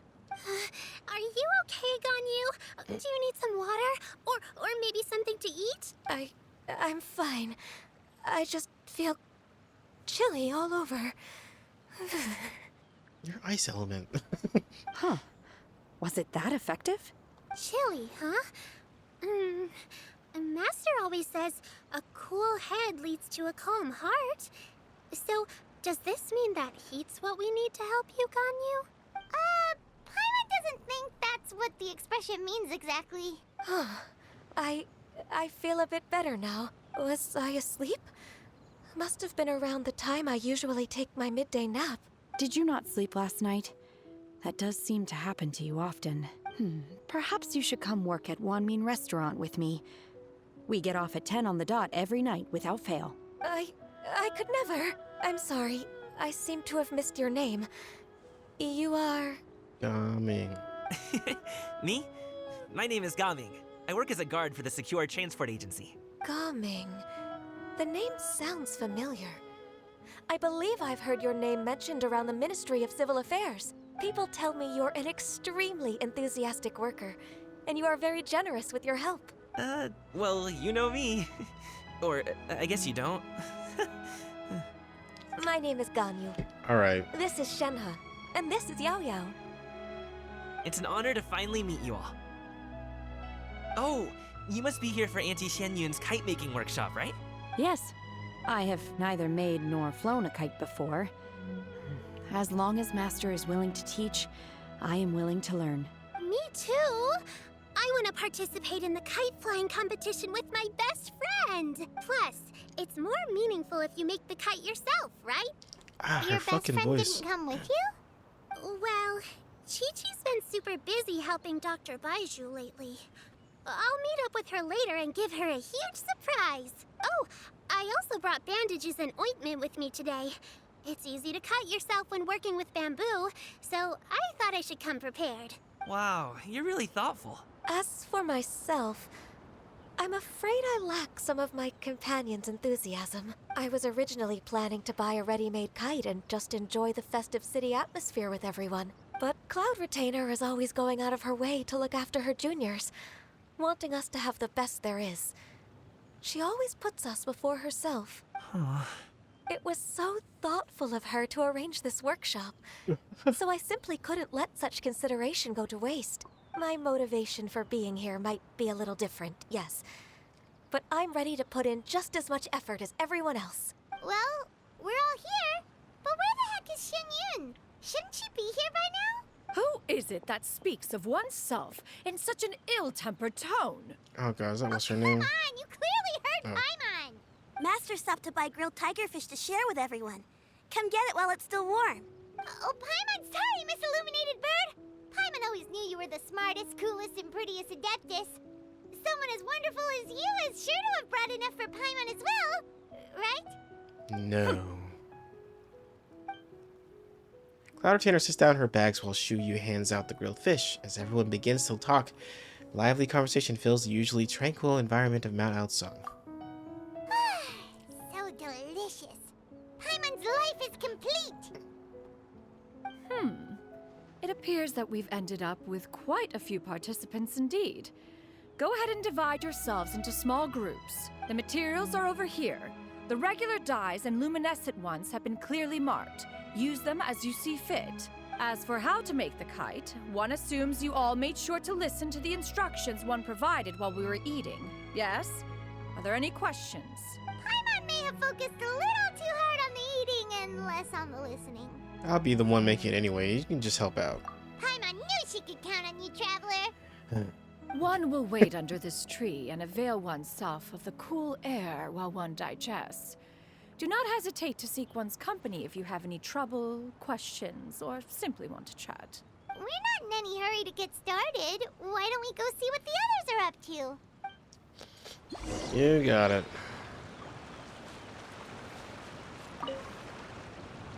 Hey, Gaming, want to team up? Huh? I have to participate? I thought I'd be done for the day after adjusting the dye formula. You're that unenthused by kite making, huh? That doesn't seem like you. No, it's not that. It's just... it would take too long to explain. I guess I'll just make one then. What shape should we go with? How about a butterfly? How original. Butterfly symbolizes the desire for freedom. So that's also what gaming's searching for. What do you think, Shuyu? Is there a particular design you want? I want a swanee. What is that? That might be a little hard to pull off. True, but I still want to try. They're super cute. Okay, it's decided then. Hey, look at what a swanee is. Gaming, can I do the coloring? Sure. I'll go ahead and make the frame for you.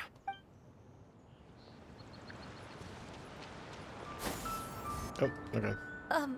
Shenhe, it would be great if you could refrain from putting things on my horns from now on. They're really quite sensitive. I see. My apologies. I shall remember that in the future. Thank you. No harm done. Good. Could I touch them just once more, though? No oil or anything this time. I've just always wondered what Miss Ganyu's horns feel like. Huh? Should Please, I be watching this? I told you, just call me Ganyu. Well, alright. Just be gentle. Firm to the touch with no discernible temperature. Oh, not unlike certain medicinal plants I've eaten before. Still, Ganyu appears to be shaking like a cat whose whiskers have just been touched. I should stop. I see. I'm so weirded Then I'll out. apply the oil to your forehead next time. Oh, no need. I'll just refrain from taking afternoon naps outdoors. Anyway, we should probably get started on our kite. It won't be long before Cloud Retainer comes to check on our progress. Perhaps we should just choose the most traditional style. Okay. Well, they seem to be getting along swimmingly. Let's not disturb them. You know, it might get freaky in a few seconds when I start horn touching all over the place. Okay, so let's The scissor-tailed swallow sure takes a lot of curved bamboo rods to build. Ugh. It broke.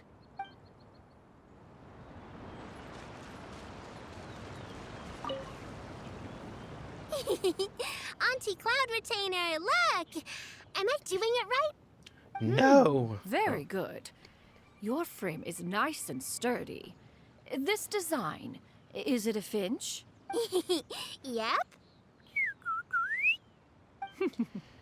One is looking forward to seeing your finished product. What color are you going to make it, Yao Yao? I haven't decided yet. If I make it blue, it'll be more like my friend.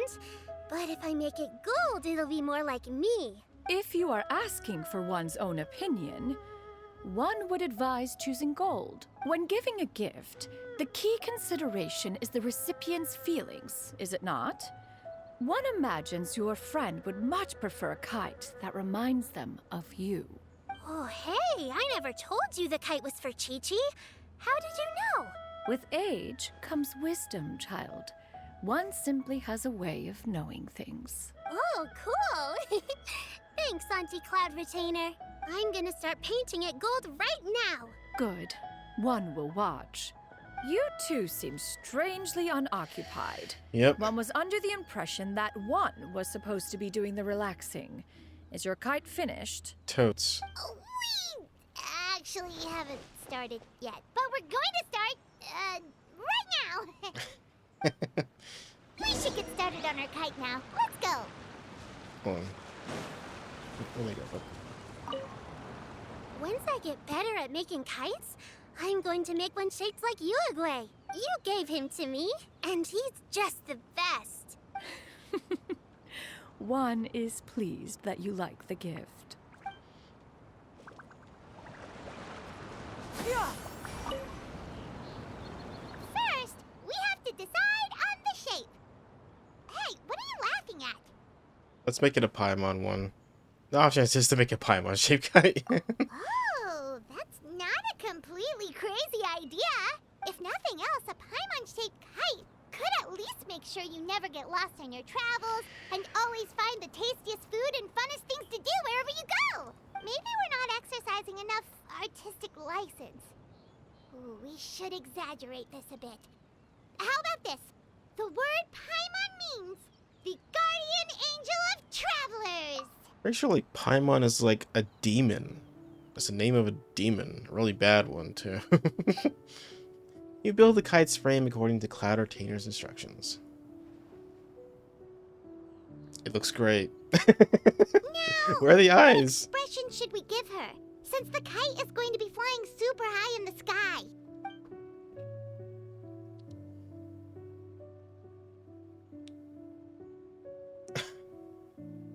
She should look guilty about something. Oh, Paimon totally didn't do anything wrong. And even if she did, she doesn't deserve to get shot up into the sky for it. Something like this, then. Yeah.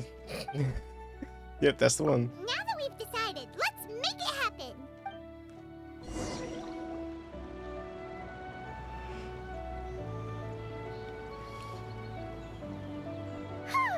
It's done!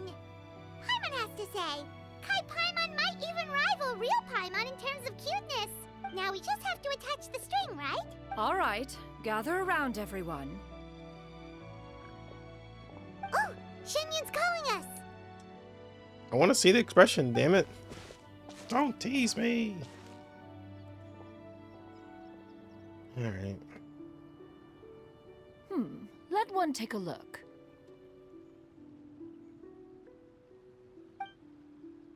Wow! Ganyu and Shenhe made a scissor-tailed swallow. It's so pretty. Yep. The coloring makes it look a lot like Master. If the tail wasn't split in two like that, it might even be a spitting image. If you look closely, there are a few spots where the colors go outside the lines. Did you doze off while painting it, Ganyu? I did the painting. I stared at the paper for quite some time, but I simply could not recall the coloring of any bird. Except Master. Or should I say that I'm too familiar with her crane form? Even when she stands before us in human form, all I can see is blue and white. Oh, well, now that you mention it, Paimon can see it too. Exactly. So I simply closed my eyes and painted from memory. No way. You can paint with your eyes closed? Wow. The disciples of Adepti really are something. You are most filial, Shenhe. One is flattered by the likeness. The Swanee that Gaming and Shuyu made looks very majestic. I'm sure it'll look even more impressive as it soars through the sky. Oh, that's a Eyes Swanee? and ears glow in the dark, so you're sure to see it at night. Your golden finch is cute too, Yao Yao. It's all thanks to Auntie Cloud Retainer's guidance. What about your kite, traveler? It's shit.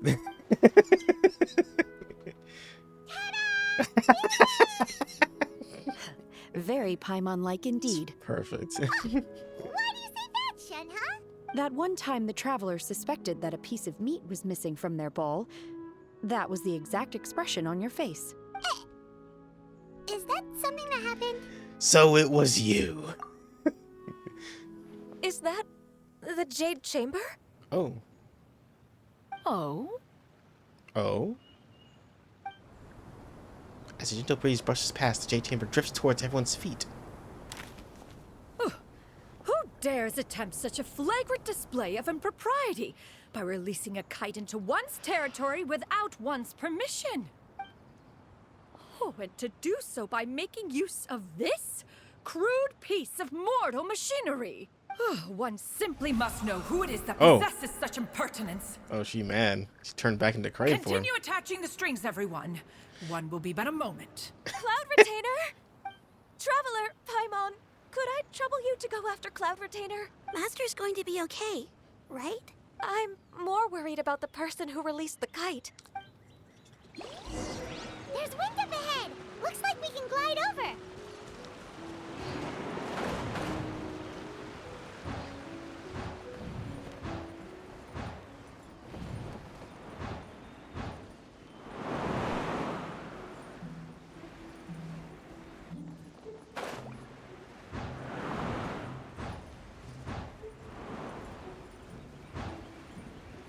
It's right there!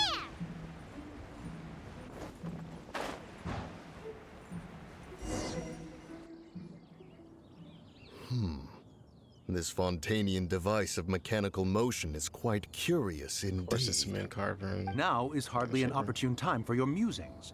Someone among us was not sufficiently attentive, and now the kite has vanished. Calm yourself. Do you have any recollection of its last location? One believes it drifted in the direction of Mount Outsong. Perhaps it is mere happenstance, but one feels a certain sense of dread at the thought. Your concern is misplaced, surely. Nope. Cloud Retainer is either in the city looking after her disciples, or secluded in her abode attending to her research. She will not notice that kite.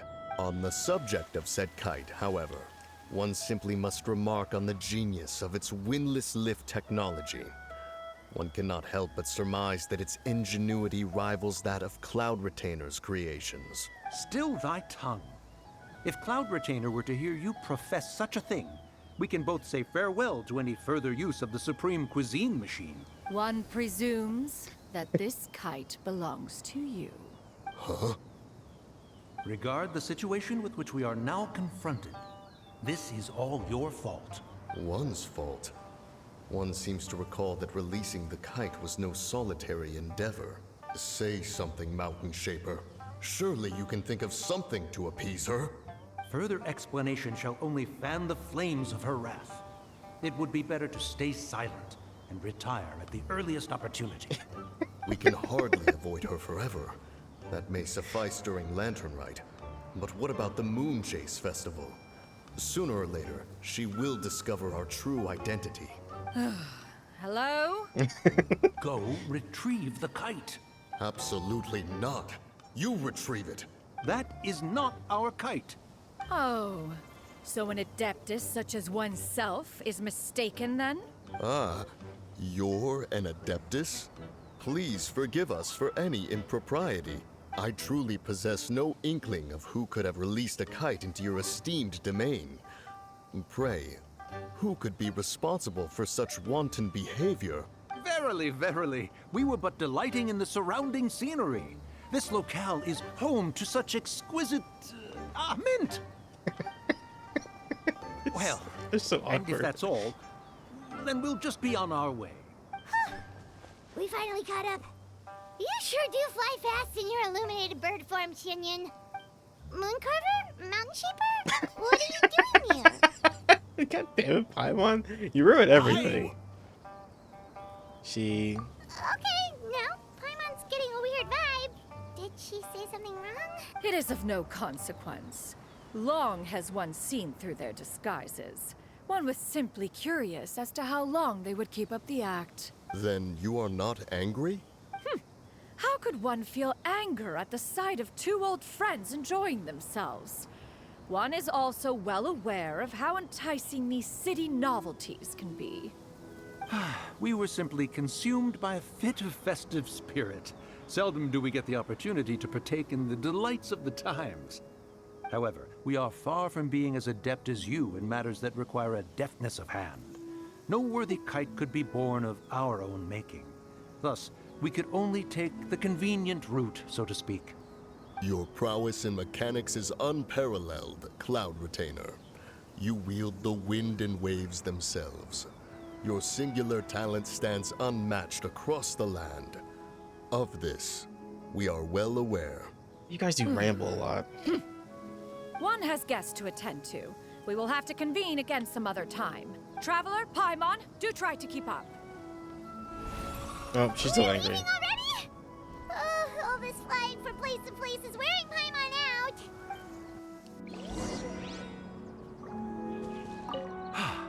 It seems that one's concern was misplaced after all. Then, should we continue flying the kite? A splendid suggestion, but it would be advisable to change locations. Perhaps your mountain would suffice? It is more than spacious enough. A fine idea. A fine idea indeed.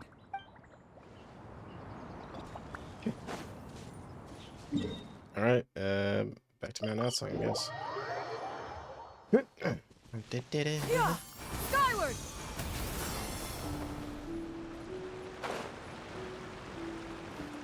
Yeah!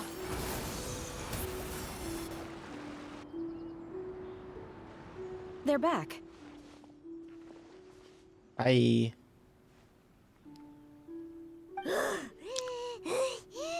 Paimon's pooped. Gross. Hi. Why are there only 2 of you left? After you left, Yao Yao and Shu Yu tired themselves out playing with their kites. Gao Ming offered to escort them home. Before he left, he said something that I don't quite understand. Oh? What did he say? He said, a kite is always tied down no matter how far it flies or how high it soars. Its tether prevents it from ever truly flying free. He looked quite dejected as he said this. Now that you mention it, Gao Ming did seem to have a rather strange attitude towards kites. Perhaps he sees himself reflected in them? A reflection of himself. If I were a kite, I would cherish that tether as a symbol of kinship and the bonds that tie us and... Shenhe? It may be an exceedingly slim and distant connection, but lose it, and you lose that which links you to home. If Gao Ming truly sees a kite as a reflection of himself, then I fear I understand his words even less. Well, people often have different points of view depending on their mindset and experiences, right? It's actually quite normal. Just like some people can eat spicy food, but others won't go anywhere near it? Exactly. That's why tolerance and understanding are as important as they are. Tolerance and understanding? What brought about this conversation? Did one miss something? How did we get here before you? We were just chatting. You don't have to butt in on every little thing, you know. Where were you anyway?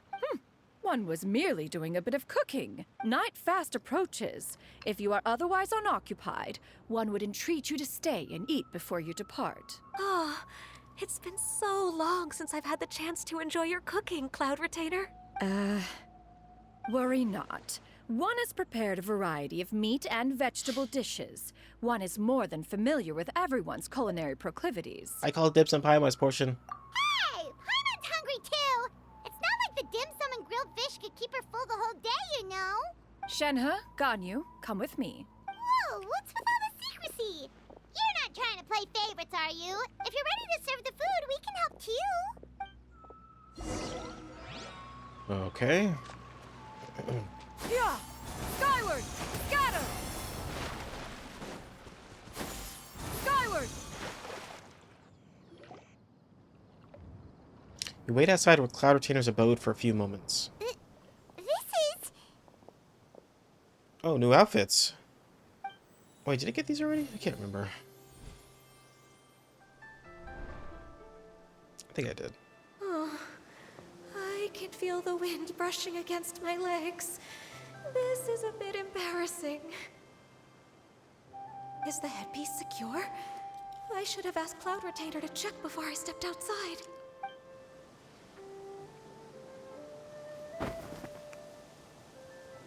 How do we look?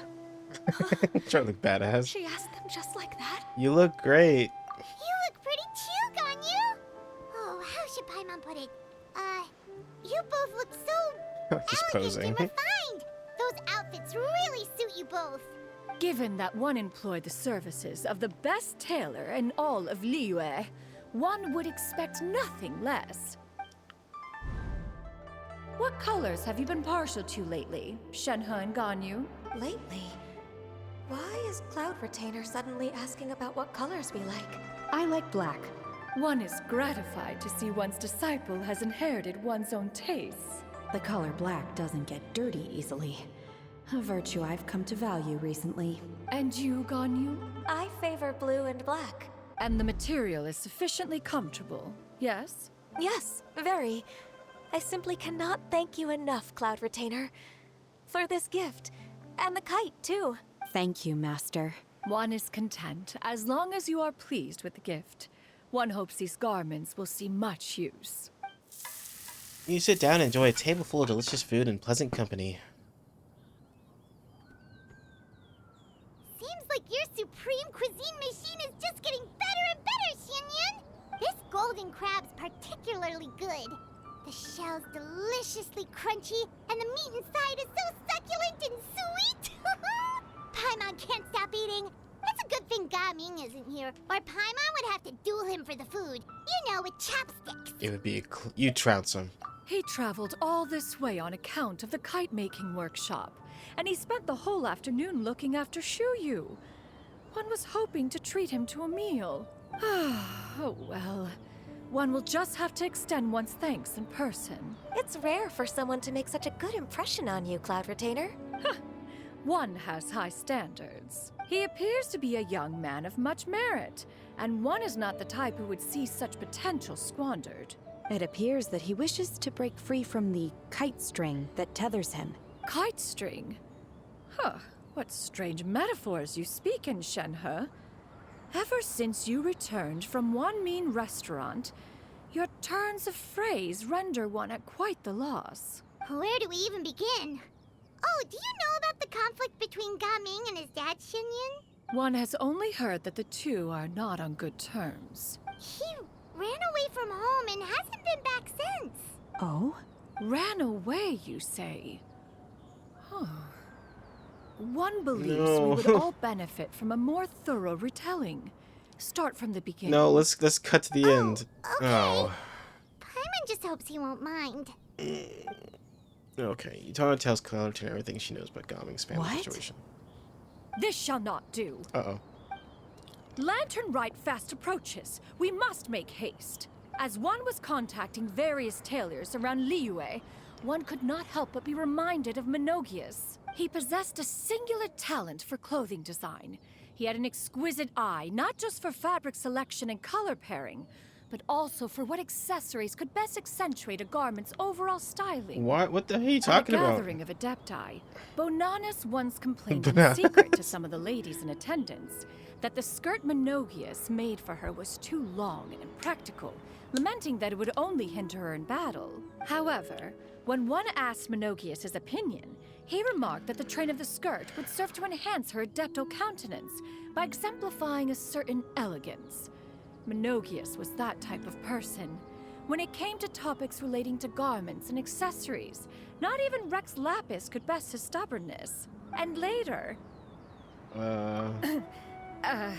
one seems to have strayed off topic. Yeah, we're talking about Gaming, weren't One we? means to say that Lantern Rite should be a day of reunion. It is a time to address problems before they turn into regrets. Fate is fickle. The cruel reality of this world is that suffering and misfortune can befall any of us without design or reason. If there is a chance for young people to remain insulated from this reality, one should do one's utmost to make it so. That's nice and all, but... Do you have any ideas, Cloud Retainer? Perhaps adeptal arts could be of use. No. Mechanics, perhaps. One fails to see its use in a situation such as this. Is there anything I can do to help? Brute force. Combining our efforts is a fine idea indeed. Aha! One has an idea. How about this? Does that make sense to everyone? Yep. Totally. Paimon really hopes this works. One's designs never fail. Now then, I counsel rest for all, and to make the necessary 2 days. preparations. One shall see you in 2 days. It's always 2 days. Why is it so weird like that? Like, I think either it's a programming thing or this game just loves to. 2 days. Alright, oh yeah. I want to check something real quick. Where is... Oh yeah, I did get hers. And hers, okay. I also got Jean Quiz new outfit as well. Let me check that out super quick. Where are you? There you are. What do you think? Does Fontanian fashion suit me? It kind of does, actually. Alright. Anyway. What are we doing? Oh yeah, waiting tutors.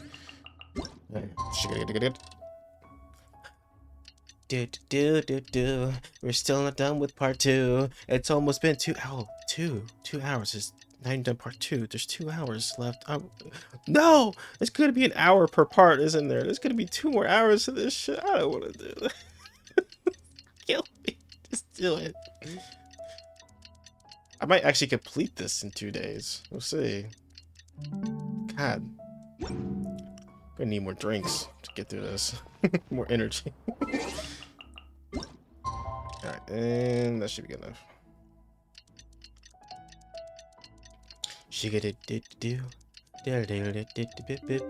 Alright. It's time to carry out the plan!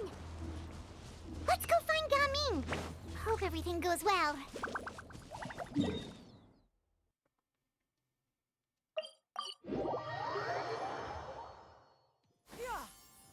Skyward! Yeah! Skyward! Scatter! Oopsies. Alright. Hi, Gaming! Paimon sees you've certainly gotten an early start this morning. Playing games already, are we? Who won this time? You the one buying dim sum again? Hey, when you put it like that, it makes it sound like I'm always the one losing. Ah, perfect. You're all here. There's an important commission I need your help with. Would you try to talk notice on the kid to get this open? All right, I've got the time. Where are the goods? It's not just goods this time. I need you to escort a tea merchant and their wares from Chaoying Village to Liyue Harbor. A very important client has requested to meet with him. Sure. What's this merchant's address? Here. If the client's that Whoa. important, then this must be a very Don't- crucial, very pressing commission, right? Stop snapshotting to... Of course, the sooner you complete it, the better. I would advise you to depart as soon as possible. You can't just cut to Paimon's area that quickly and expect me not to react to it. It's unsettling. Stop it. All right, don't work too hard now, Longjo. We'll set off then. Oh, I didn't notice this giant statue in the back. That thing looks awesome. Is it like a monkey or something?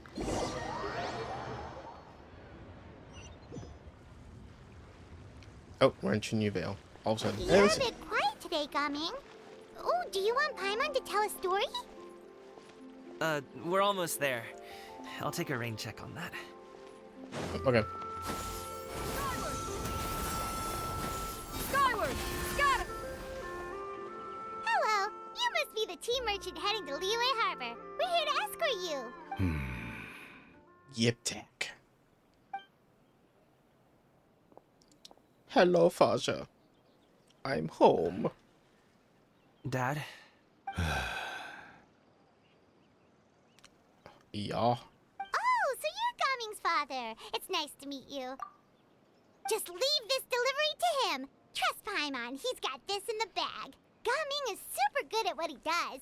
Everyone at the Secure Transport Agency says as much. Even the Ministry of Civil Affairs has nothing but good things to say about him. Alright, Paimon. Seems like you've made some sort of name for yourself at least.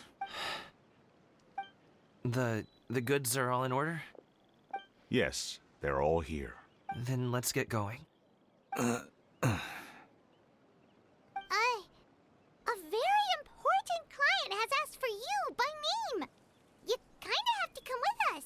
Paimon doesn't know how we would explain ourselves if you just didn't show up. Plus, you'd be missing out on a huge money-making opportunity. I see. I suppose I will have to trouble you You all mentioned to money, escort me. and then. everything makes sense. Let's go. Alright. Whoop! Wait, where the... Okay. And money. Wushou, sorry. Skyward! We've been walking for so long. Is anyone tired? How about we stop and rest for a bit? I'm fine. Gaming, don't you usually have some delicious snacks on you? Come on, bring them out so we can share them. I'm fine. Thank you. But the winter melon cake he gave us last time was so delicious. Have you ever tried it before, Mr. Ip? Paimon. Alright. So we're nice and awkward. It's nice. It's good. It's great. Time to start throwing hands. I'm ready. This place looks nice and open. Why don't you all rest here for a second? Huh? What about you? You're not going to join us? Oh, I see Cloud Retainer in the back. I'm not tired. I'll keep watch. She tries to be subtle, but she's just there. Oh, but... Just let him go. Okay, we'll just share amongst ourselves then. Did you know, Uncle Ip, that the flavor of these cakes changes depending on... Halt! Who goes there? Sword. It appears that one's movements were overly conspicuous. Enough of your musings. Focus. Focus on the matter at hand. Present your exquisite ornaments at once. Indeed. Bring them forth readily and without protest. I love this. What do we do? It seems as if these two are acting alone. It won't be difficult to subdue them, but they might have something else waiting in store for Dad. The best way to keep him safe is... Leave this to me. I'll handle them. Dancing competition. Traveler, Paimon, take my dad and the goods away from here. No, Gaming. It's too dangerous. This is what I do. Wink. A thorny foe indeed. Let us depart and seek a target softer in blows and disposition. Don't think I'm gonna let you off so easily. Yep, I see her back there. Just Away. watching. Let us away. Coming! God. Don't worry, he's a great fighter. Paimon's even seen him take down a dozen or so treasure hoarders all by himself. But Gaming, I want him to be a tea maker. if he had just stayed by my side and learned the family trade, he wouldn't have to put himself in such dangerous situations. But he likes to be in those You situations. just have to trust him.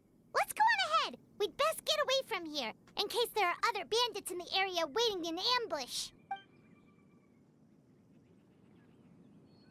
All is going to plan.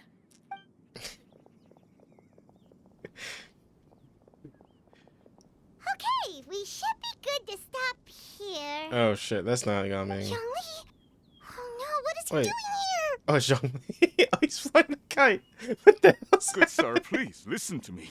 Reel in your line and leave this place as quickly as you can. There are bandits in the area. Oh my god. Look at the shenanigans have been turned up. Bandits? Acting in broad daylight?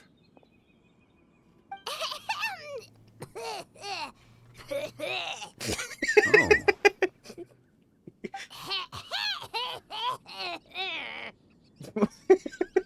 Ah, I see.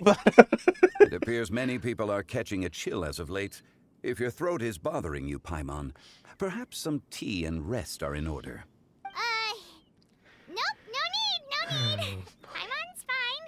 She just, had some in her throat.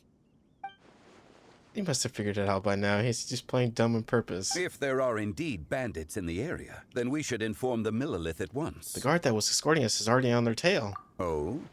Well, if that's the case, such matters are best left to those with the necessary expertise. Wouldn't you agree? I suppose you're right. If ordinary people like us got involved, we would only cause more trouble. Since we find ourselves otherwise unoccupied in this beautiful area, why don't we find a quiet place to relax while we wait for good news? That would be lovely. Also, I love Zhongli's kite because it was a ghost, and I guess because he just likes Hu Tao. Yeah! Skyward! Scatter! So, Uncle Ip does have a reason to be worried. After all, Gaming, the guard we mentioned, is his son. Gaming. The name sounds somewhat familiar. Ah, yes. That is the name of the Wushou dancer who has been performing around Liyue Harbor recently, is it not? Oh, have you seen him perform? Indeed. I cannot help but admire his skill. He truly encapsulates the spirit of the Suani. Wushou dancing has become more well known in Liyue Harbor recently. However, although performers are seeing budding success, they have no doubt had to face many hurdles along the way. One's not so easily understood by spectators such as ourselves. If you ask me, what truly deserves admiration is perseverance in the face of adversity. That is a rare attribute indeed. I have heard many of my acquaintances praise Gaming for his kind, selfless, and courageous disposition. To have a child so accomplished and upright, you must be a very proud parent indeed, Uncle. Totally proud. Uncle Yip. Seems like Zhongli has decided to skip the formalities. Well, he's a hard worker. Yes. You should be sure to tell him you think that when he gets back. Your son is young yet. It's normal for someone his age to be a bit hot-headed. It's understandable to find talking about such things in person difficult. If there's a particular sentiment you wish to convey, perhaps we could pass it along for you. There's a lot of perhapses being... Every time I hear perhaps, I keep thinking of Himiko from Honkai, because she's like, perhaps you still don't understand. No. It wouldn't be right to ask that of you. This thing between us has festered for many years now. In truth, there are some things that simply aren't easy for us to talk through. I've been in the tea business for most of my life, and I always hoped my child would do the same. Otherwise, how would he support himself? Over the past few years, I heard how well he was doing for himself as a guard. How his work was taking him to farther and farther off places. I also heard that he never gave up on Wushou dancing. It made me happy. But I was also worried. When you're young, you can handle all that physically taxing work and manual labor. What young person isn't capable of making a living that way? My concern is what happens when you get old. Every time I get to thinking like that, I cannot help but be reinforced in the belief that I was right. That I was right not to give in. I often regret introducing him to Wushou dancing as a kid. If I had known how things would turn out, I would have never taken him to see those performances in the first place. It is only natural for a parent to strive to send their child down the right path. No one would begrudge you that sentiment, Uncle Ip. You need not worry. You seem quite young, Mr. Zhongli. Yet you speak with such wisdom. Perhaps I have misjudged your age. Millennials. He's a god. I mean... Your words are too kind. Truth be told, one of my old friends has several grown daughters. Rather than fretting about their future, however, she prefers to let them find their own way. Then she's more easygoing than I could ever be. I fear I lack such an open mind. I meant to say earlier, there is no need to be so polite. Feel free to call me by my name, Ipdak. Sure. So, do you also think I fret too much, Mr. Zhongli? That's not exactly what I was hoping to convey. Only a fool would ask a parent not to worry about their child. But think of it this way. Raising a child is not unlike flying a kite.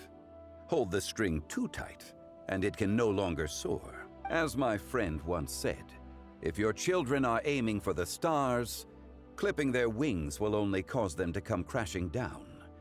You need to let out the line for a kite to soar. It seems I was too stuck in my ways. You need not reproach your heart for caring. You simply need to loosen your hold a little. Indeed, with such a big heart, why not allocate the time you usually spend worrying about Gaming to the pursuit of other things, like going for a stroll, drinking tea, or taking in the scenery? You never know what surprises could be in store. Things can change in the blink of an eye. The blink of an eye, you say? Do things change so quickly? Children grow up in quite the same way, do they not? Day after day, year after year, sometimes in the blink of an eye, but always when you least expect it. As a father, I'm sure you know that best. Yes, you can say that again. 1 second, Gaming was a kid. The next thing I knew, he was ready to fly the nest. Zhongli certainly has a way with words. Hey, there he is. Speak of the dev. Oh, Gaming is back! Hey, Gaming, we're over here! Dad, Traveler, Paimon. Good, you're all here. Oh, and Mr. Zhongli from the Wangsheng Funeral Parlor? You're here too? A fated meeting indeed. We were just enjoying some pleasant conversation.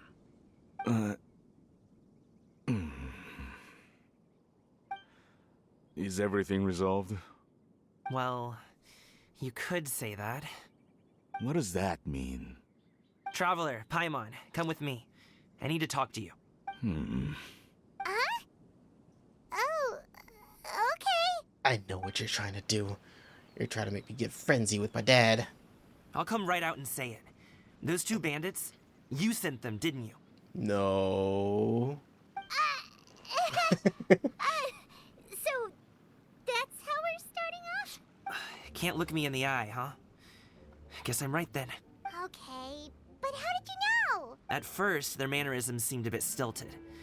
But once I got close, it was obvious that they possessed great skills. I was right on their tail, and it should have taken only a few steps to catch up to them, yet somehow, I was never able to close that distance. People with that level of skill would have gone about things differently from the start, like sneaking up on us while we were distracted. Unless, of course, their real motive was to lure me away from the group all along. Wow, you're pretty quick on the uptake. I just have a lot of experience. I've dealt with many a ruthless bandit in my time, but I've never seen ones like them.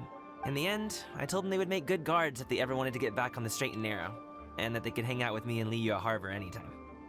You ever consider you might be a little too good at making friends? I'm guessing you guys were trying to help resolve things between my dad and me?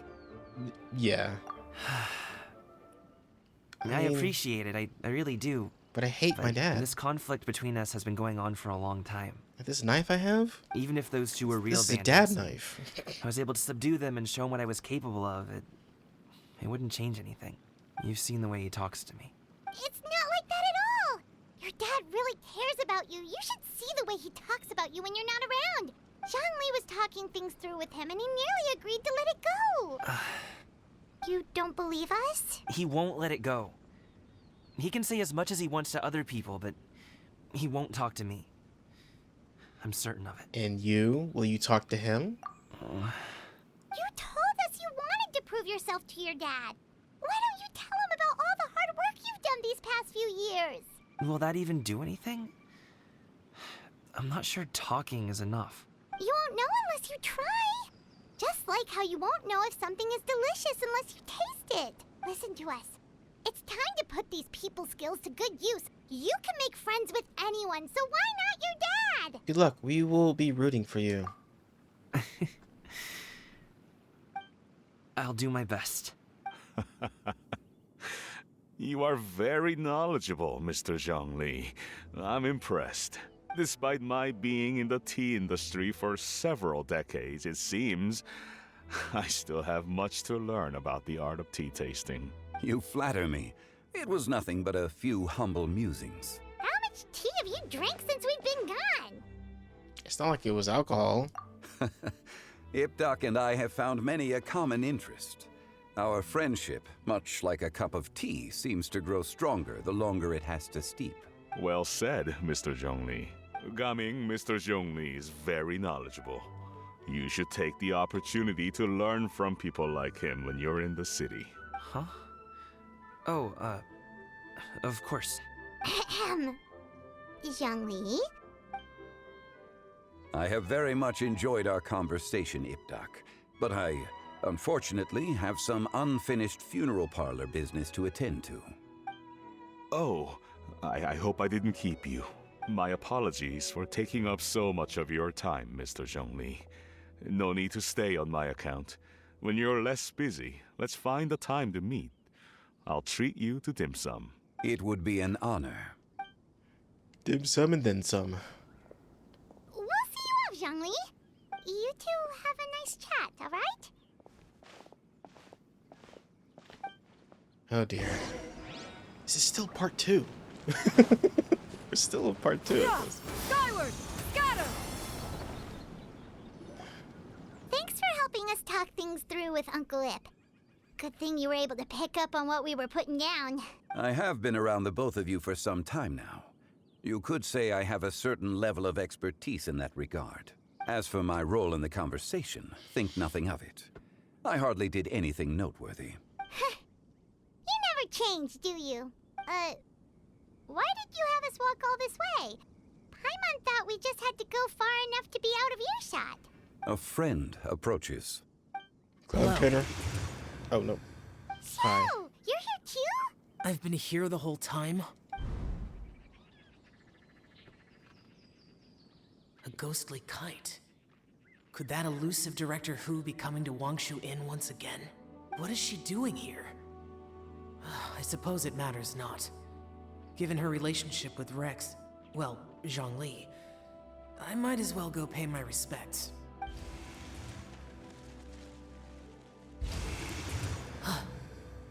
It's you. I thought you were Director Hu. Ah, your arrival is most fortuitous. Do you want to try out this new gadget? The addition of the power source makes the takeoff more stable. It's just that... He seems quite immersed in the study of this device. I fear it's almost too stable. It completely negates the pleasure of seeing one's kite sway with the wind. It's a bit of a shame.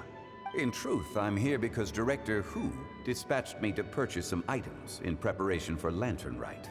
I see. Much like she does every year. Much like she'll do next year, I would imagine. Am I wrong? Or has she once again sent you out to buy, what is it, sesame oil or something? While we're on the subject, I do wonder why she is so obsessed with using sesame oil in the preparation of mixed vegetable dishes for Lantern Rite. A recommendation from Xiangling, perhaps. What do you think, Xiao? I've only met Director Hu a few times. I'm hardly the best person to ask. Ah, and is that not a sign that you should visit Wangsheng Funeral Parlor more often? It wouldn't hurt to grace the parlor with your presence now and again, when you are otherwise unoccupied. This one here is a traditional kite, one without any equipped mechanical device. Director Hu tasked me with studying the differences between the two to determine which one is of greater merit.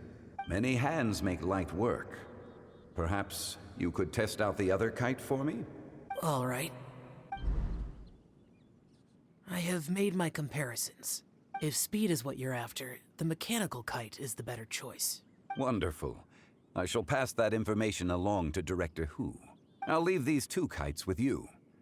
Perhaps you can find a few friends with which to partake in the activity. You might find it to be an enjoyable use of your time. Oh, wait. Who enjoys kite flying? Nobody. Well, I would imagine someone of your talent and wisdom is more than capable of finding out. So, you were testing out the kites for Hu Tao and even roped Xiao into doing it for you? Paimon didn't ask earlier because the situation was awkward. I would hardly say I roped Xiao into anything. I simply sought the help of a friend. Besides, we did the testing together. Seems like our pool of competitors is growing. The competition's not the important thing right now. Do you like kite flying, Xiao? I suppose I neither like nor dislike it. Although, watching a kite gradually ascend into the sky does bring me a certain peace of mind. Perhaps they're a bit like Xiao lanterns in that way. Kite flying is also a pleasant form of relaxation.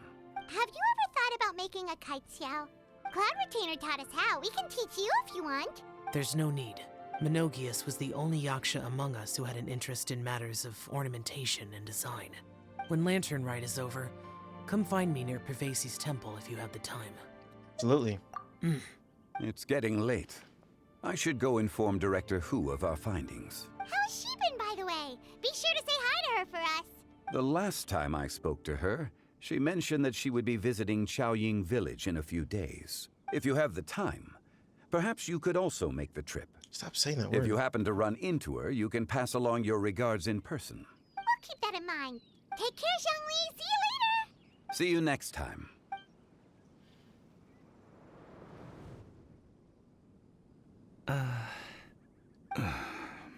Gaming. You can go first. I don't have anything to say. Okay. Then I'll go. I still don't want to leave Liyue Harbor. Oh, I can't say I support that decision, but... Hey, let me finish before you get all worked up. Sit, Shenhe, sit. You must be tired from your journey. Shall I pour you a cup of tea, or would you prefer something else to drink? No need. I'm not tired. They're gone, Master. Perfect. The time is nigh for us to make an appearance. Do you remember the plan when recounted to you? Yes, Master. We aim to give them a demonstration of familial love. So I'll have whatever you are having. All right. What are Auntie Xianyun and Shenhe doing here? Just how many people are involved in this scheme? I suppose all I can do is just take a seat and see what happens. Perfect. I just so happen to have bought some Sunglow tea recently. It's quite the delectable variety. Or it would be if one has not been forced to drink it every day in the hopes of whittling down one's considerable stash. One has more than had one's fill already. Oh, forget it. Such thoughts detract from the present need to keep up the conversation. Has work been busy during the holiday season? This is so awkward. Do you need my help with anything? Drunk guests can sometimes cause trouble, but I deal with them as you taught me, by pinning their heads against the table. Are Auntie Xianyun and Shenhe serious right now?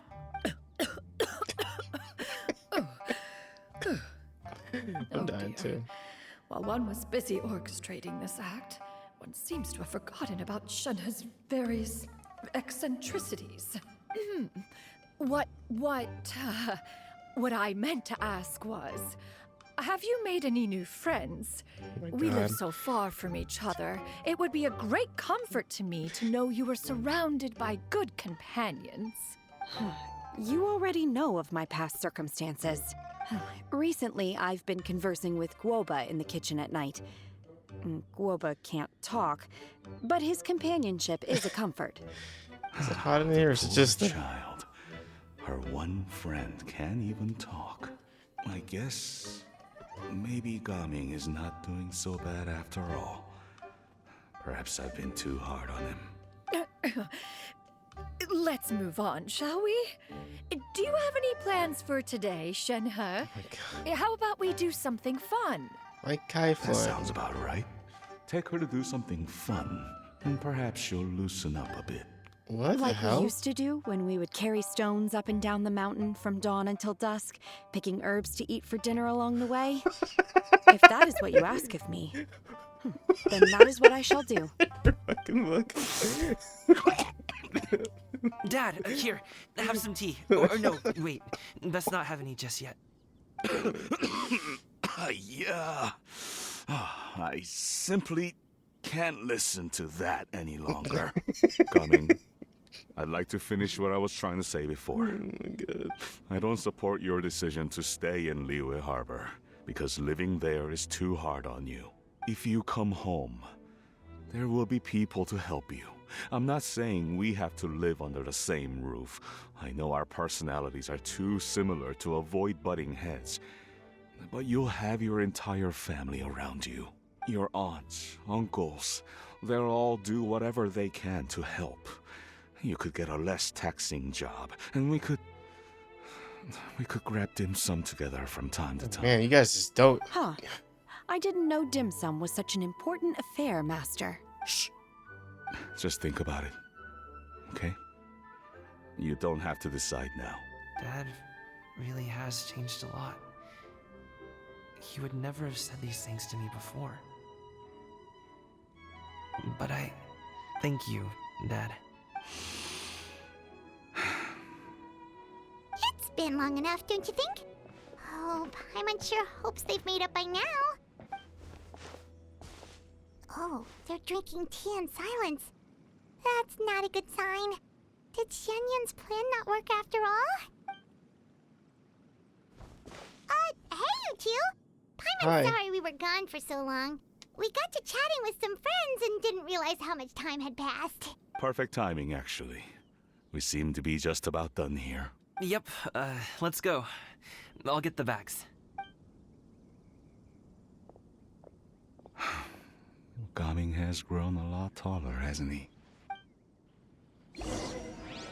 Goodness. Oh, hi.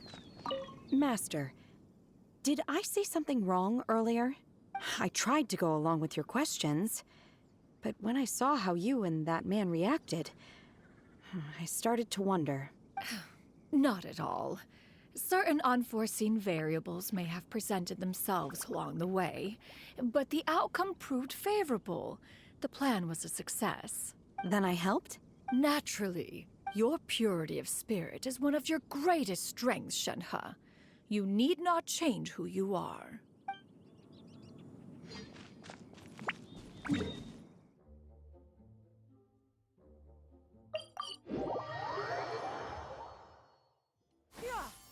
Skyward! Scatter!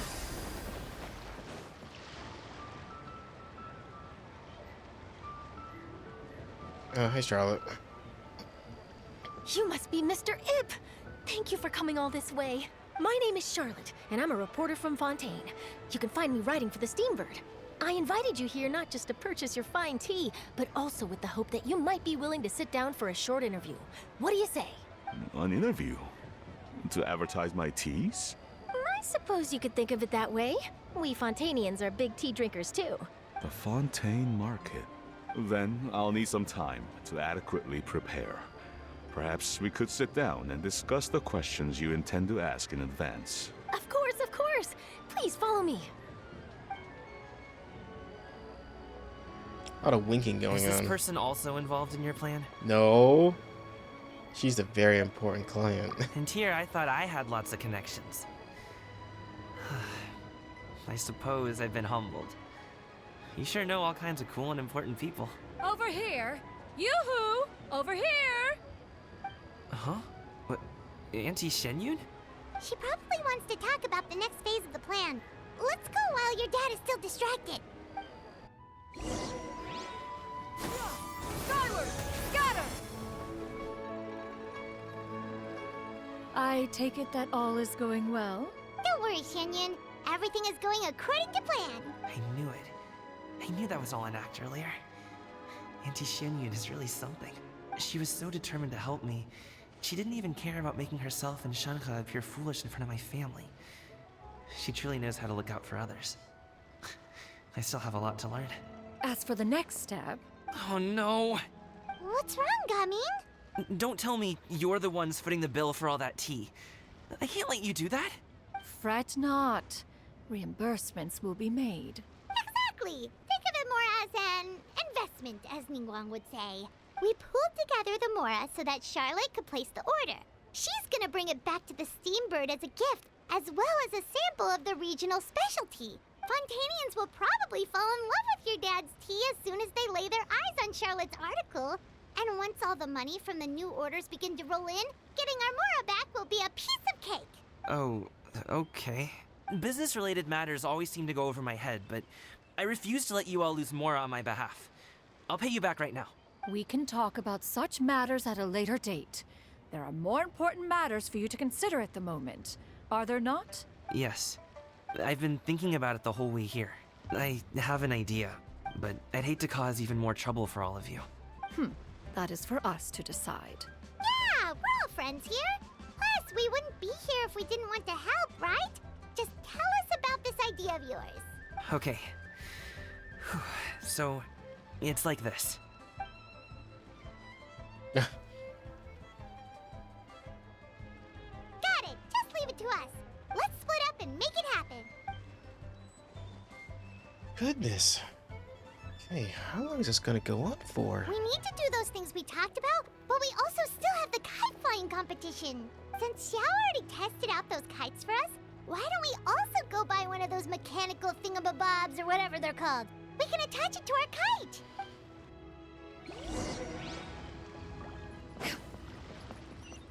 Yeah! Scatter! Yeah! Skyward! Hello again! And we're back. Welcome back. I see you returned from your trip. I really do have to thank you for all your help from before. Thanks to you, my daughter was able to build a kite with her grandmother that very same day. She even wrote a long letter telling me how much she loved it. Oh, you should really be thanking Gaming, not us. I'll be sure to. And are you here to buy a kite? Please, take your pick. Oh, we already have a kite. We wanted to buy one of those, device thingies from Fontaine. Do you sell them separately? Ah, yes. Here you go. Please, Oh, nice. take it, free of charge. The directions are in the box. It's not hard to install at all.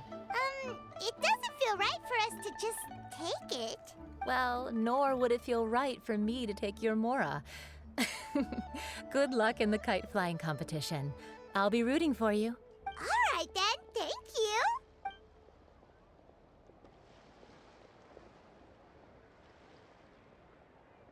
Phew, it's done.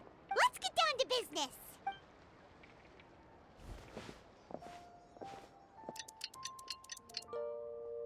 Oh, it did the time skipping for me this time. No need to wait 2 days again. We finished everything we needed to do. Let's find a good place and put this thing into the sky.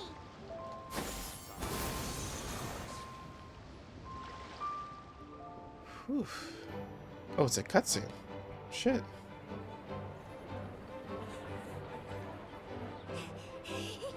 Chi-Chi, we're almost there. Okay.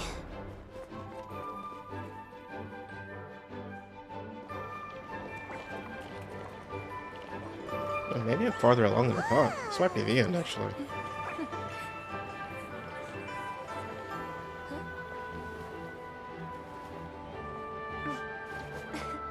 Come here, allow me.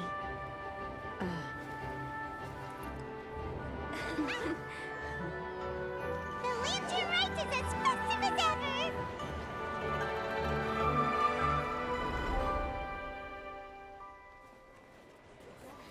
Huh? Oh, what's going on? Oh. Something happened?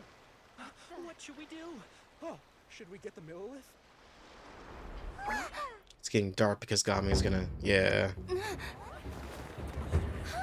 What's that?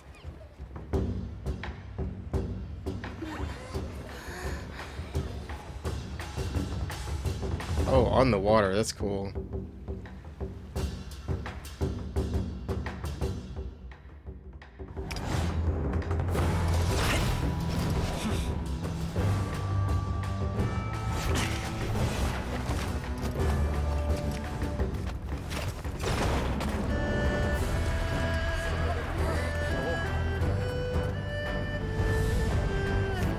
they see from that distance?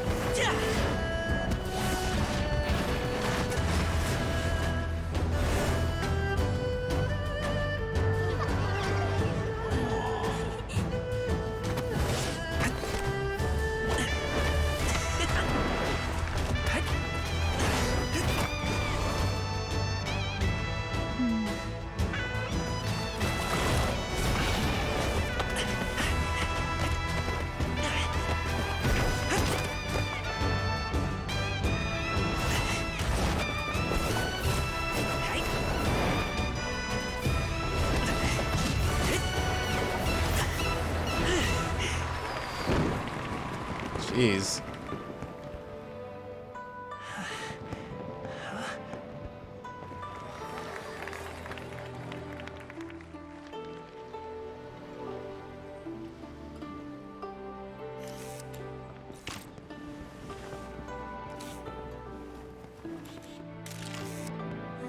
Have I taken that many pictures already?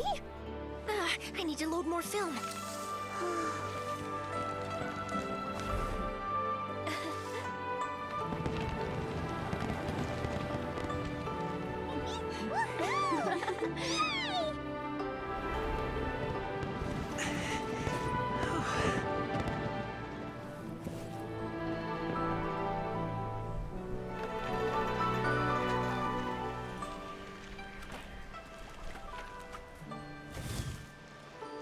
Wait, the wind. Don't worry. Oh my gosh! Mommy, I want a big kite like that too! Do you see that kite way out in front? It's so beautiful!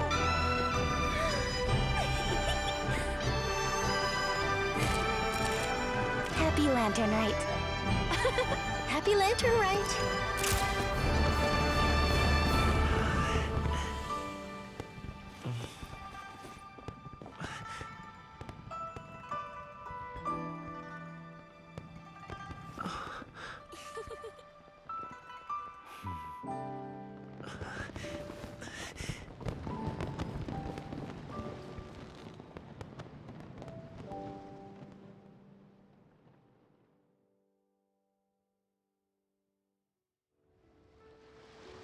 Gaming's performance was so cool, Paimon almost wanted to join in. You saw that, right, Traveler? Let's go find him. Oh, he's over there, talking to his dad.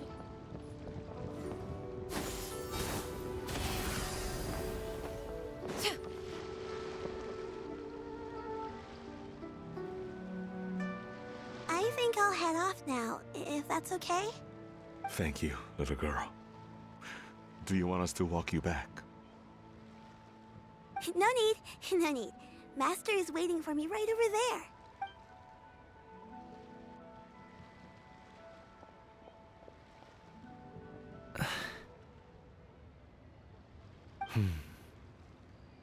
Dad.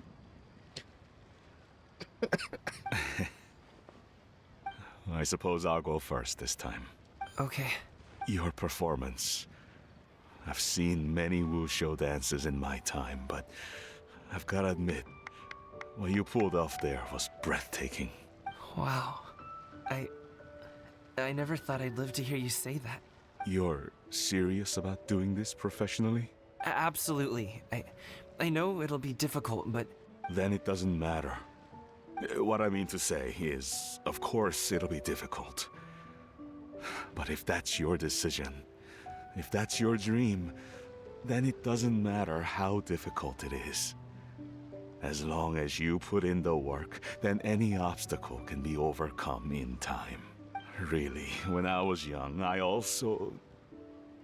Actually, how about we save that story of my past for another time? All I really want to say is, I've changed my mind.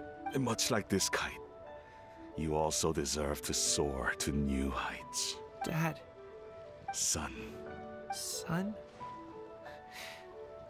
Haven't heard that in a while.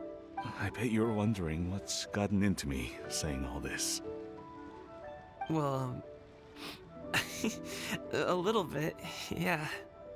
Anyway, I know I've never found the chance to say this before, but To me, Gaming, you've always been a great kid. Alright, that's everything I've got. Did you have something you wanted to say, or...? I love you, Daddy. Oh. Seeing the two of them talk things through like this really gives Paimon a sense of accomplishment. Yep, it was all because of you. Give yourself a pat on the back, Paimon. Now go. I love you, Daddy. Over there. Your friends are still waiting for you. Huh? But you came all this way. I'll be staying in Liyue Harbor for a bit longer. When you have time, we can grab dim sum together. Your treat, right? Freaking dim sum, Dad, honestly. Go. Okay, then I'm off. See you soon.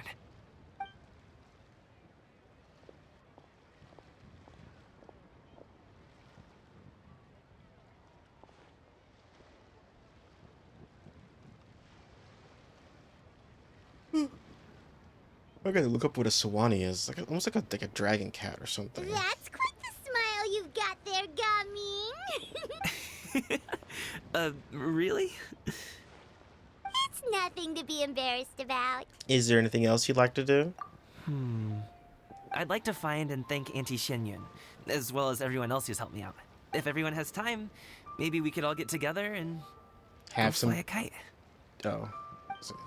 Have some dim sum? That was part 3. We still have one more part. You gotta be butt fucking me. No. I want to take a nap. Alright, I'll be right back. I need to get a drink. Oh my god.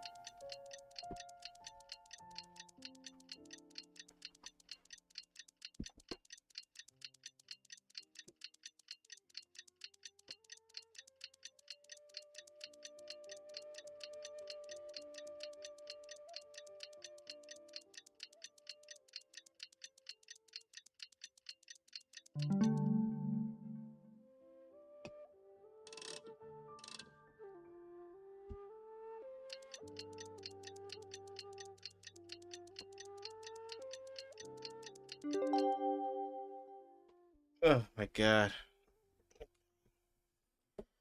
I suppose I can go for a little bit longer. Do you think it's gonna be like this? It's not even. I need to do 4 more hours. I got it right on 12. Nice. I mean, I don't mind. These are like really touching and like nice, but man, some of them just drag on a little bit too long. Oh, Paimon almost forgot! Didn't Zhongli say Hu Tao was also planning on spending some time in Qiaoying Village? We didn't have anything else to do today, right? Why don't we go have a look around? Maybe we'll run into her. You got it, Paimon.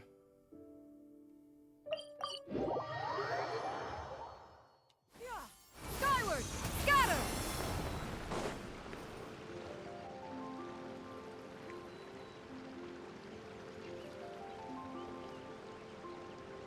The mountain air is so refreshing.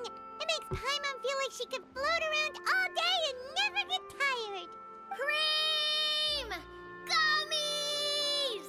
Fuel fruit! Huh? Did you hear that? Yes. Sunshine! Blue skies! Good vibes! I heard it too. Something about bowl fruit and good vibes. Right? So Paimon wasn't just hearing things. That voice sounds really familiar. It's you too. Well, we've got the time. Why don't we go check it out? Okay, let's go see what's up. You and Paimon make your way up to the mountain in search of source of the shouting. As far as you can make out, it's almonds this and cocoa paste that. Sounds delicious, that's for sure. The lively voice invigorates your steps, and you ascend the mountain in no time.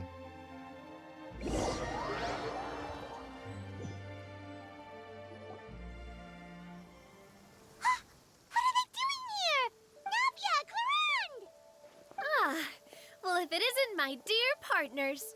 See, I told you that something good was going to happen during our travels today. I I have to say, sometimes the Steambird's astrology column is spot on. It's just your lucky day. Are you guys also here to catch the festivities? Oh, and that reminds me. Happy Lantern Rite. Happy Lantern Rite. And to you. Happy Lantern Rite to you too! Thank you, Paimon. Wait, if you're here for Lantern Rite, then what are you doing on top of this deserted mountain? And that voice we heard, that was you, right, Navia? Oh, impressive. Oh, it wasn't your You turn. could tell it was me from that far away. You've got good ears. That or your voice is just really loud. Well, of course it is. After all, I'm a boss. Indeed. I suppose it's an asset. Sure is! Having a loud voice is a handy tool when it comes to communication. Wait. That wasn't even Paimon's point. Paimon just wants to know why you two were shouting from the top of this deserted mountain. There was something about almonds, maybe? And buell fruit? Ooh, is it some sort of secret code? No, it's not a code. The words are meaningless. Perhaps, but the act of shouting was very meaningful indeed. That's just what mountain climbers do, right? After all the hard work it takes to make it to the top, as you stand on the summit looking out at the vast scenery, it's not easy to resist the urge to release those emotions. I see. So it's not what you were shouting that matters, but the act of shouting itself. Exactly. You get me, partner. I was afraid that it would cause a disturbance, so I asked the locals around here, and they said it was fine. Apparently most hikers like to shout when they get to the top, so the locals are used to it by now. So, you see, it's not just me. I guess everyone shouts from the top of a mountain at some point in their life. Speak for yourself. When you're stressed, don't you ever just get the urge to do something for no reason? Not really. If I ever get stressed, I just go hunting. Oh, that's a pretty good way to relieve stress. What I choose to hunt depends on my mood. Huh? Sometimes it's people. Anyway, why don't you two give it a try? Shout anything you want. It's a real stress reliever. Oh! Oh, sorry. As long as Paimon has clothes on her back and food in her belly, Paimon doesn't think there's any stress that needs relieving. I prefer to keep things bottled up. Oh, I bet you guys are just too embarrassed to let loose. No need to be shy. Even Farina was shouting from the top of this mountain earlier. Who? Huh? Did Paimon hear that right? Farina's also here? In Chaoyang Village? Believe in your ears. It is indeed as you heard. Actually, the reason we climbed this mountain in the first place was also because we heard the sound of shouting. Yes, we could just about make out someone yelling things like, "Help me!" and "What should I do?" So we hurried up here to check it out. And what do you know? Miss Farina was standing right there, all red in the face. She practically sprinted back down the mountain the minute she saw us. That reminds me. I believe what she actually said was, "So help me, I will figure out what I should do about this script." So, you could actually hear what she was saying? Why didn't you say so earlier? I thought someone was really in trouble. I figured we would come check out the situation either way. Why not let her keep some privacy? Oh, seems like you caught Farina in the middle of some stress relief as well. She probably would have never thought. No, she definitely would have never thought she would run into anyone she knew all the way out here. Was she alone?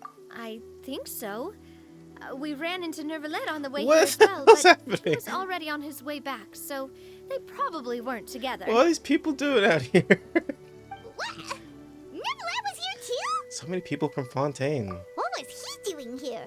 It couldn't have been for vacation. I think it just might have been, actually. But apparently he only stayed for half a day before heading back. He's a very busy man. Neuvillette is not the type to take much time off.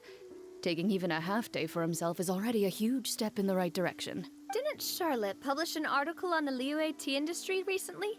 Maybe he was inspired to come buy some tea after reading that article. You know, just like you were.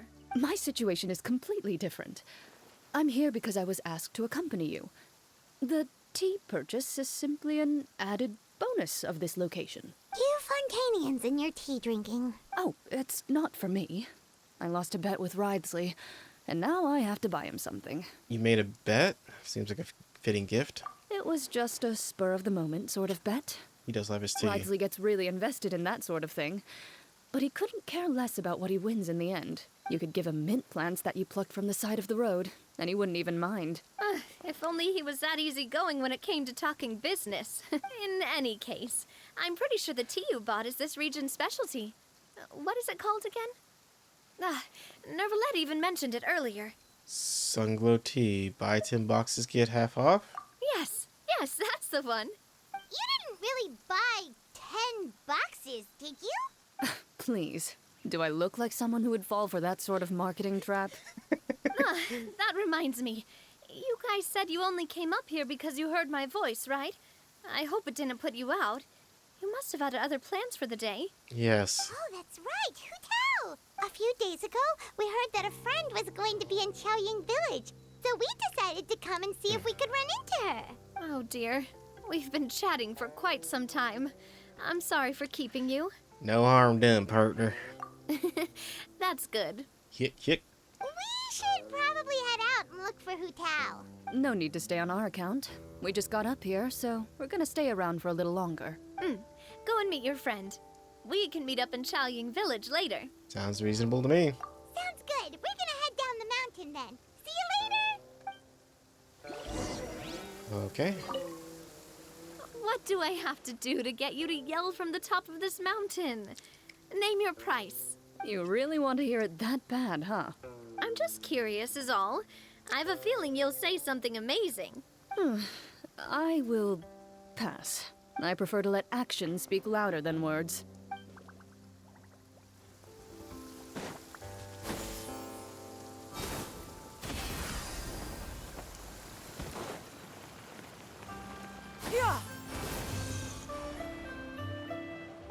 Chaoying Village is known for its tea, but you know what else they have with tea? That's right, dim sum! Dim sum, yay! Did Gaming say something about dim sum being eaten in the morning? Oh, Paimon wonders if we can still get some at this time of day. Afternoon tea might be more appropriate at this point. Oh, well that's fine too. Paimon doesn't care what kind of tea it is, as long as it comes with some tasty snacks. Now, let's see what kind of yummy things we can find around here. Paimon's not seeing things, is she? Is that Farino standing between Zhongli and Hu Tao? Whoa, judging based on the hat, I'd say so. Wonder what they're talking about. Zhongli knows a lot of stuff. Maybe he's telling Farina about Chaoying Village. Oh, or maybe Hu Tao is trying to rope Farina into being one of her clients. Wanna make a bet? Hey, this isn't the Fortress of Meropide. But Paimon could be convinced for the right price. Let's say loser buys the winner 3 huge bowls of seafood kanji.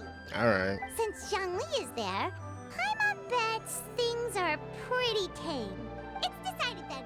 Paimon votes for tour guide Zhongli. Then I vote for Hustler Hu Tao. Alright, no time to waste. Let's go see who's right. They're both doing it. They're doing both things.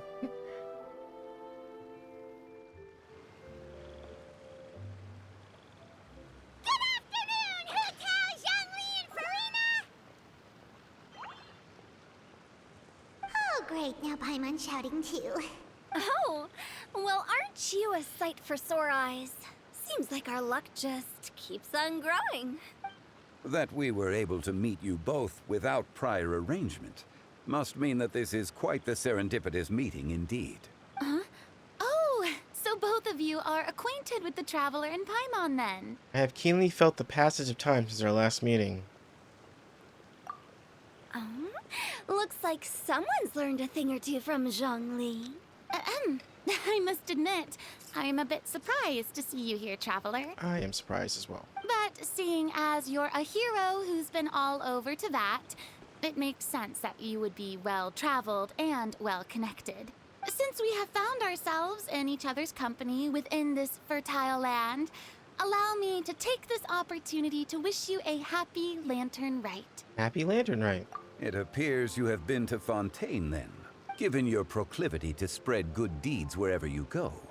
It's no surprise that you would make the acquaintance of a celebrity as illustrious and celebrated as Miss Farina. That's quite high praise. What I mean to say is, you flatter me, Mr. Zhongli. Although I've built up a certain following within Fontaine, it is no reflection of strength or wisdom. I stand before you right now as nothing more than an ordinary traveler in search of beautiful scenery and creative inspiration. There is definitely more to Mr. Zhongli than meets the eye. I could tell as much from our conversation earlier. Given his breadth of knowledge on both academic and worldly matters, there's no way he hasn't heard about what happened in Fontaine. Is he just feigning ignorance for my benefit? No. Yeah. You're no common tourist.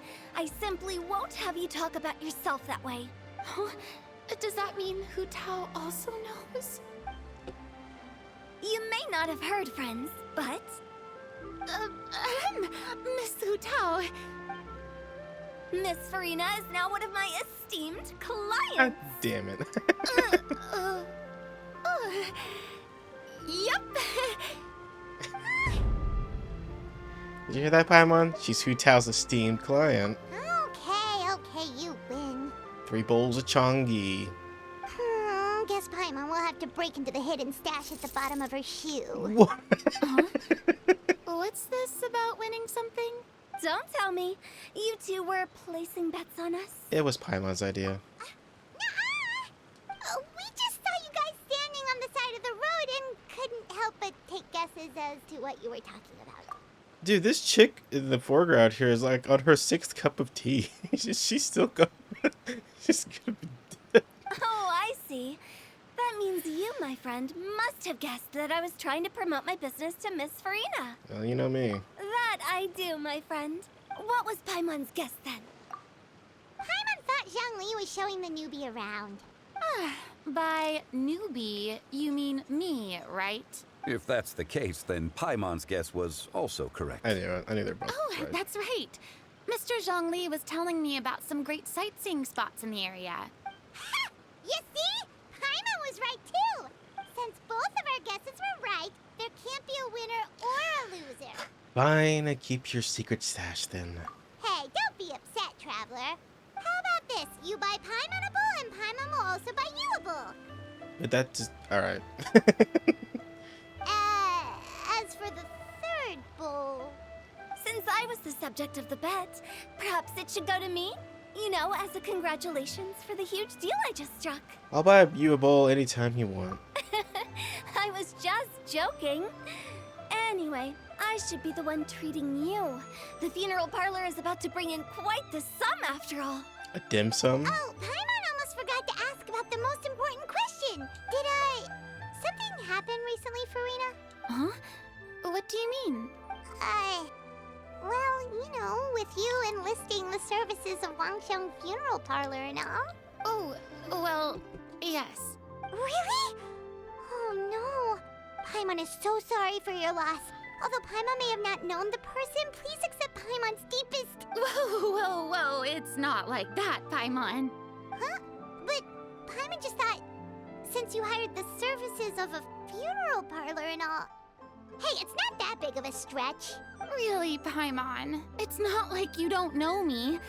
Do I look like I know anyone who would ask me to coordinate their funeral? Oh, it's probably for a play or something.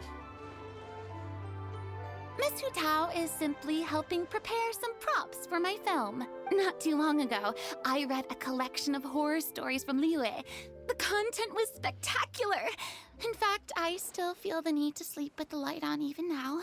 Anyway, that's not the point. Now that Fontaine's biggest star has returned to the stage, I figured it's about time the industry enjoyed a breath of fresh air. You might even call it a breath of fresh air.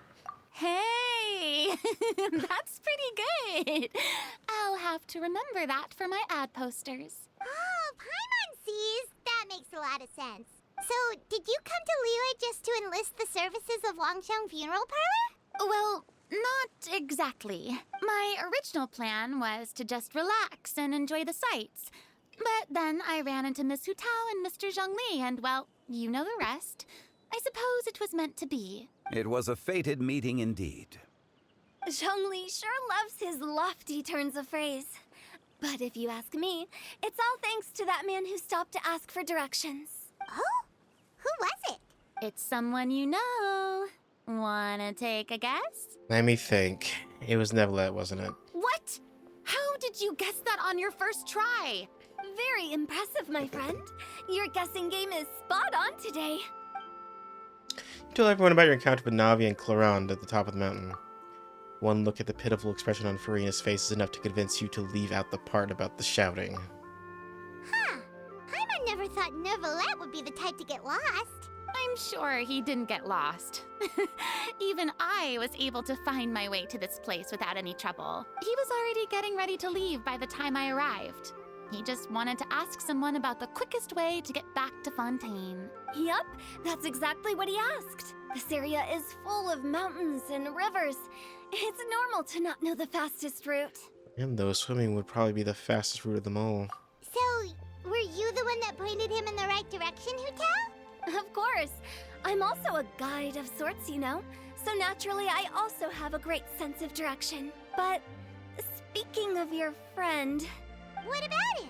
He doesn't get out much, does he? No, he doesn't. Ah, no wonder. He was stiff as a board and way too polite. I would have never guessed he was here on vacation if you hadn't told me. He was also light as a feather. All in all, he was only here for half a day. I'm pretty sure he is the only one who would consider that to be a vacation. Oh? This gentleman you speak of must keep a demanding schedule. I'm sure he does. You didn't see him, but he was dressed like he was about to attend some important meeting. It wasn't anything like what someone would wear on vacation. Is that so?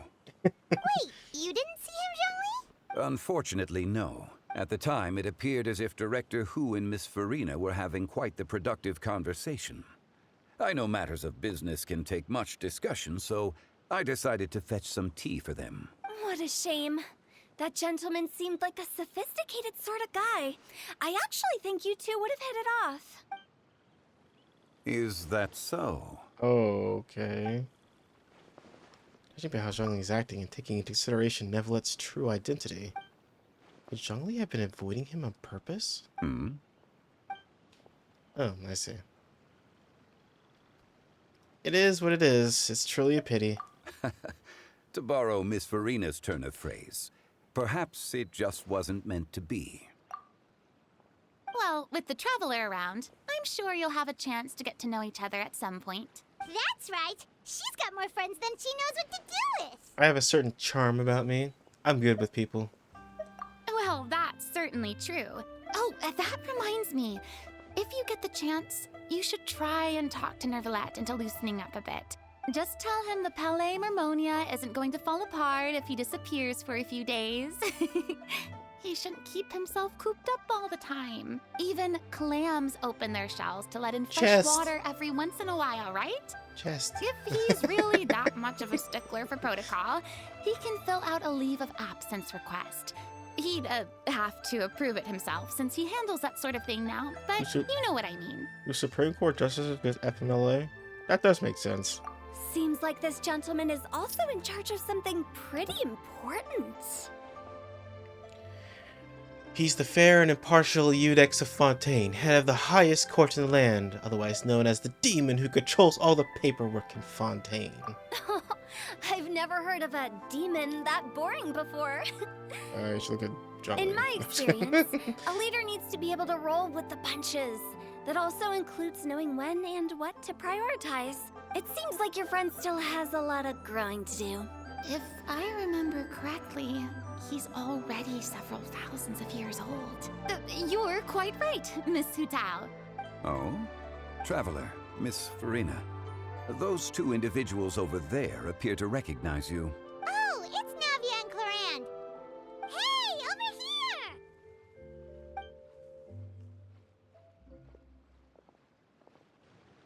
We saw you all chatting over here, and we're wondering if we could join in. Please, excuse the interruption. Oh, so polite. No apologies necessary. Any friend of the Traveler and Miss Farina is a friend of mine. Ah, straight to the point. I like it. Everyone circles around you and begins to introduce themselves. Hu-Tao's eyes light up when she hears about Clorande's profession. But a quick explanation from Farina and Navia seemed to dispel some of her more misguided ideas. I have to sneeze. Oh no. It's getting late. Oh, my throat. Ouchie. If we want to catch a boat back before dark, we should probably get going. Indeed. Indeed, I need to rest. Then, Miss Farina. Oh, yes? When are you planning to head back? Do you need us to escort you? Oh, I don't think that will be necessary. I mean, you're not my subordinate anymore. You don't need to look after me. I didn't mean it that way. It's normal for friends to travel home together if they run into each other on the road. There are a lot of mountainous roads in this area. I imagine they'll be even harder to navigate after dark. Exactly. Just like in those ghost stories. 8 paths converge in a wood. Beside them an old house is stood. If you dare to go inside, not a soul will greet your eye. But if you take a closer look, there may be something you mistook. A candle flickers to and fro, yet there is no wind to make it so. What is its secret? What could it mean? In this wood, where mystery screams. Ooh. Well then. My dear demoiselles, ladies, no, I mean friends, please take me with you. Of course. Farina. Gotta say, Farina, you are really quite the character. By the way, did I hear you mention that Clorand used to work under you? Then you must have also been a leader at some point. It's a complicated story. That's, all in the past now. Besides, being a leader is hard. It wasn't the right job for me. I prefer how things are now.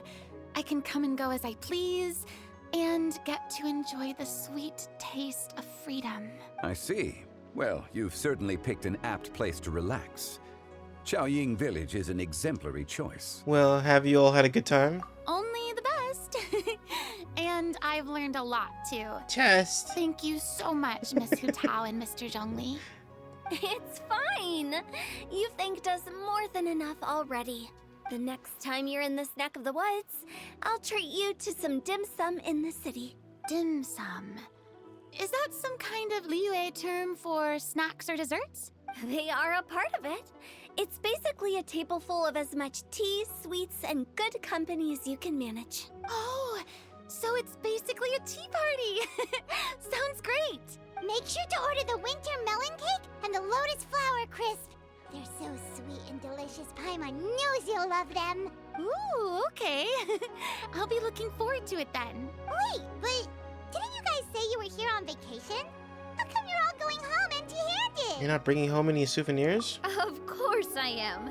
I bought tons of fun things to bring home with me. A kite, a parasol, a little tin frog that jumps.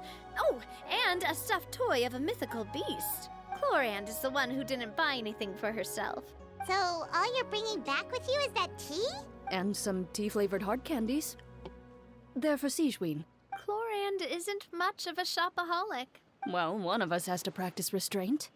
Hey, I'm hardly reckless with my Mora. I'll have you know, all the purchases I made today were well within my budget. What about you, Farina? Me? Oh, well, I bought some tea, of course. I just had to try all the varieties recommended in the Steambird. Other than that, just some bits and bobs, you know. A little bit of this, little bit of that. They should all be things I can use, I think. So you fell for a few marketing traps then. Now Paimon's even more confused. If you bought that much stuff, where did it all go? Into one of Linny's magic packets? Oh, actually... Monsieur Neuvillette took them with him. Oh, so that's what happened. Wait, what? Why did he take them? He's not hoarding treasure, is he? I mean, he is a dragon. That's quite the imagination you've got there, Paimon.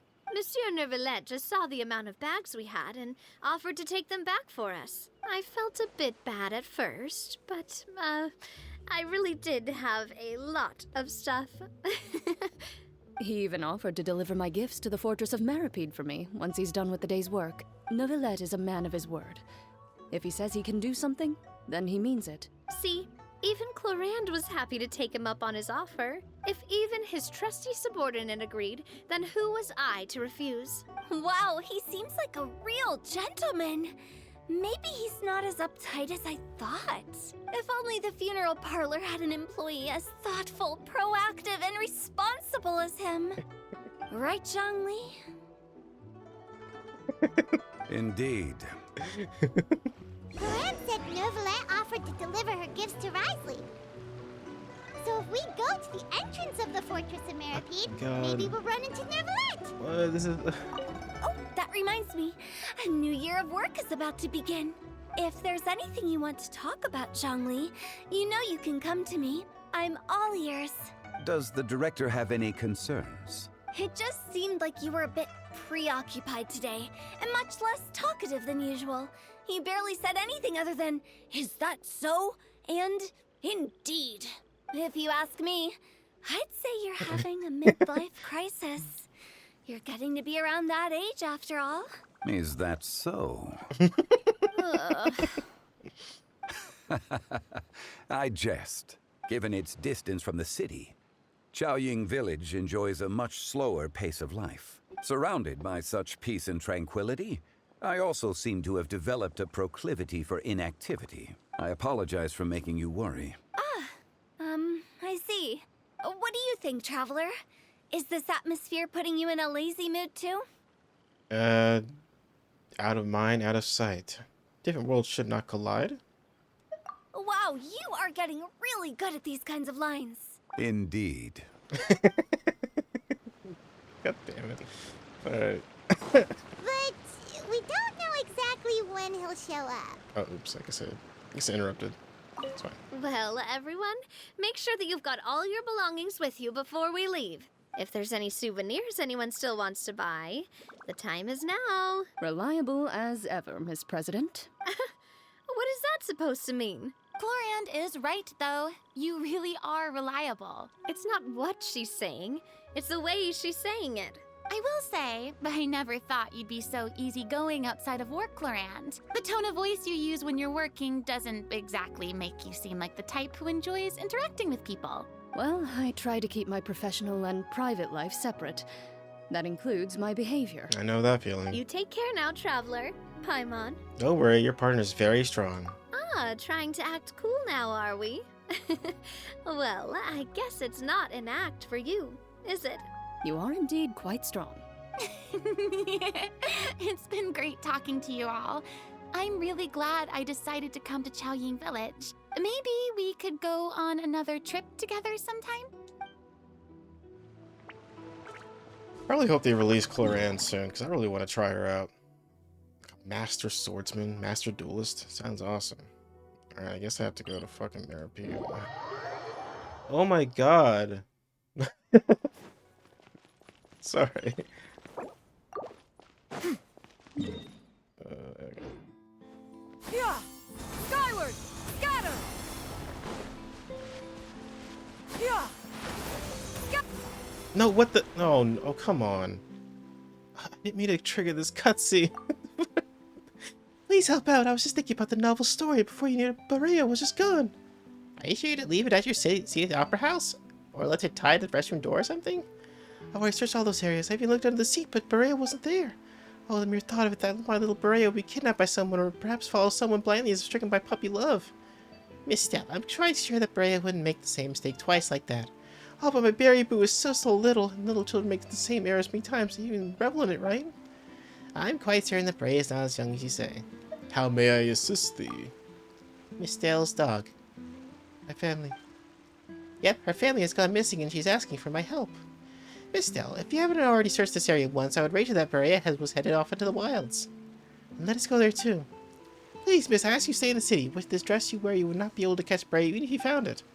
Nonsense! Why would Berea jump into my arms if so much as saw me? And I suppose it hurt us not when we were calling up and down the theater, yes? Well, there you have it. I'm afraid I cannot believe Berea back to the Bustle alone. I cannot simply leave my post for too long. Must let us ask another colleague to leave theirs with me. Well, if you're willing, traveler, could you help us both out? Well, it wouldn't be their problem, per se.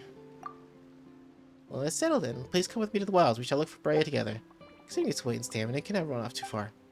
What? My Brea is most healthy, thank you. I would agree if you were talking about this mental health. Let us be off, lest Brea gain a taste for the outdoors and run still farther away. Hey. I did not mean to trigger that. That was... No, we're not doing this. I have things I need to do. Wow. Later. Oh, there it is. God damn it. Well, there it is, and looking quite good, too. I wonder if Miss Dale would realize the dogs had no love for the opera or for her novels. Let us return. She's probably worried sick. Are you fucking serious? It was right there. Alright, we'll do it. Skyward! Scatter! Alright, watch your damn dog back. Fuck's sake. Oh, my baby! Where have you been, Brea? It was simply found a quiet spot to rest for a while. A bit of a vacation, you see. Oh, I was so worried. Thank you, Officer Blethine. Thank you. You'll be my next novel for sure. Thank you for your consideration, but it might be best if you save the ink. I doubt anyone would be all that interested in the daily life of a police officer. And I'll simply have to dramatize your tale. It'll be interesting, I swear. That promise of yours is already too much drama for me, I think. Ah, the conclusion's got to be inspiring. Let me think. Who shall I assign to be your partner? Alright. Sorry about that. I didn't even do anything. Just... Oh! Alright. Skyward! Scatter!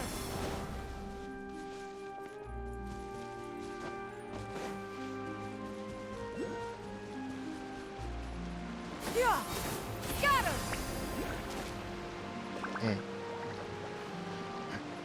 I make this jump. Skyward! No! Oh. No! Shit! Wait. No, there's a thing there! Oh, damn it. I didn't need it. It's all falling apart in front of my eyes.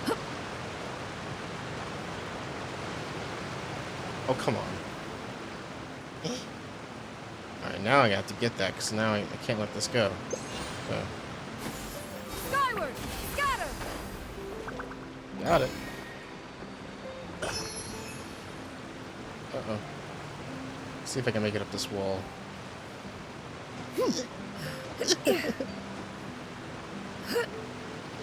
Almost there. Just a little bit farther.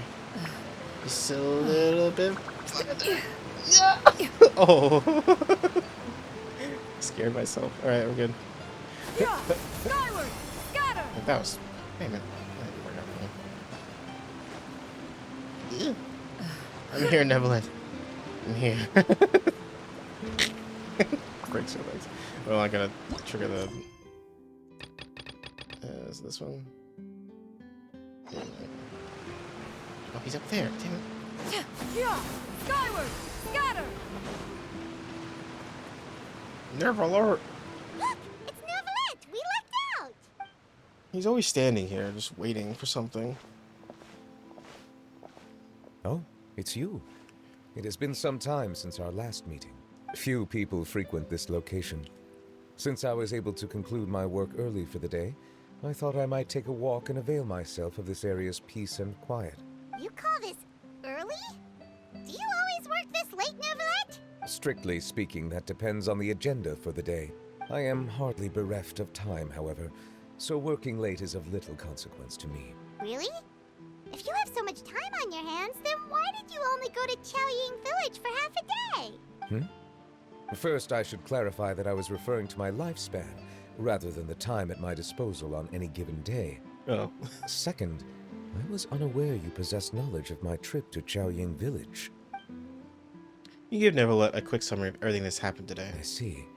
Thank you for informing me. So did you deliver the gifts? Yes, they have been safely delivered.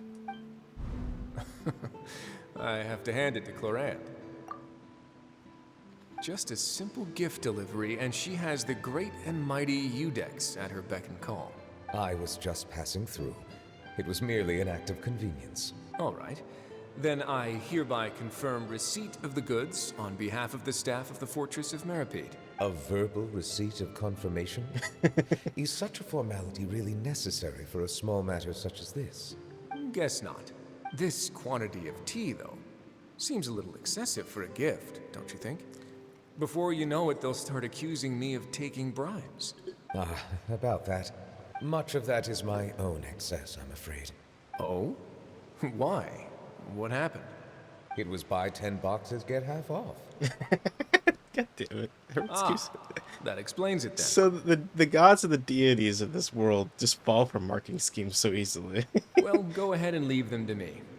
I'll get through this stash as fast as I can. They're just so honest and innocent. You have my thanks. Oh, there's something else I'd like to give to you. This is a stone slate, engraved with a symbolic design.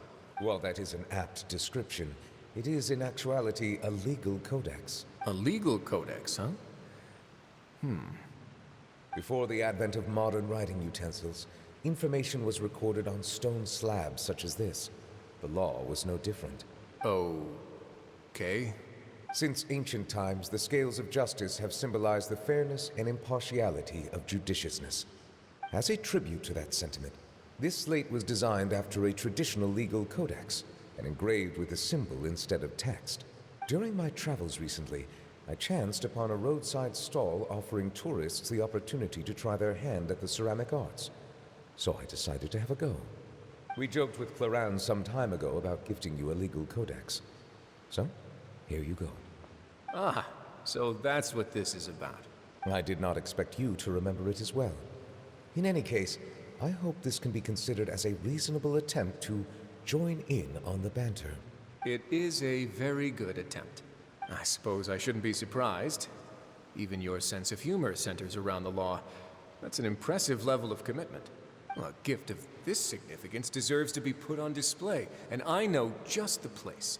Front and center in the fortress's showroom. Surely there's no need for such a grand gesture. Just kidding. I don't have anything like a showroom, but we do have a storage room. We can put it next to all the mechanical parts Sijuin has collected. That sounds good to me. So that's what you were doing in Chaoying Village. Indeed. Of course, while I was there, I also took the opportunity to taste the local spring water. The aftertaste is much purer than what I have delivered to me in Fontaine. It stands to reason that the long-distance transport has a tendency to imbue the water with extraneous emotion.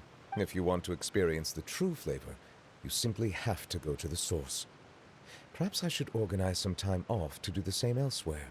As they say in Liyue, a balance between work and play is sure to keep your troubles at bay. Then we are of the same mind. It appears my desire is justified. If you say so, but you know you don't have to justify a vacation, right? You can just take one. After all, you're hardly bereft of time. You can do whatever you want. You're quite right. I suppose I suffer not from a lack of opportunity, but rather a lack of inspiration. However, after reading a few articles about Liyue's holiday traditions, the idea popped into my head and made itself quite at home. Seeing as I was free of responsibilities for the morning, I decided to depart at once. And how was it? Refreshing. My spontaneous outing seemed to inspire quite a few other spontaneous decisions as well. Take, for example, my foray into ceramics. At first, soil from the ground is granular and unforgiving, but add the right amount of water, and it becomes soft, moldable, and able to take shape. In the past, I never thought about how quotidian vessels were crafted. But now, I have participated in their very making. This is also something I made today. Oh, it's cute. Oh wow, what a big ladle. That's a ladle? Paimon thought it was supposed to be some long-necked sea creature. That was indeed one of my inspirations. It's amazing. The color also really matches your style. Really? You like it? To tell you the truth, given your unexpected arrival, I find myself quite unequipped to give you the welcome you deserve. Around such an important holiday such as this, human custom would dictate that gifts should be in order. But I'm afraid this is all I can offer. If you'll have it, that is. Can I really keep this? You made it by hand and everything. That is precisely why it would do me such a great honor if you accepted. Then I accept, thank you. You are most welcome. Happy Lantern Rite. Oh, that reminds me. You passed along the device for Neverlet's vacation. Approve a leave of absence request for myself.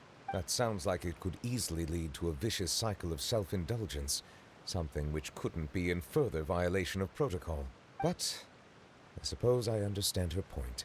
My proclivity to refrain from personal outings does, in part, originate from a sense of responsibility toward my duties. But it is also due to a lack of desire to engage in the human world. But now I see that the human world is indeed full of many interesting places to discover. I could have told you that.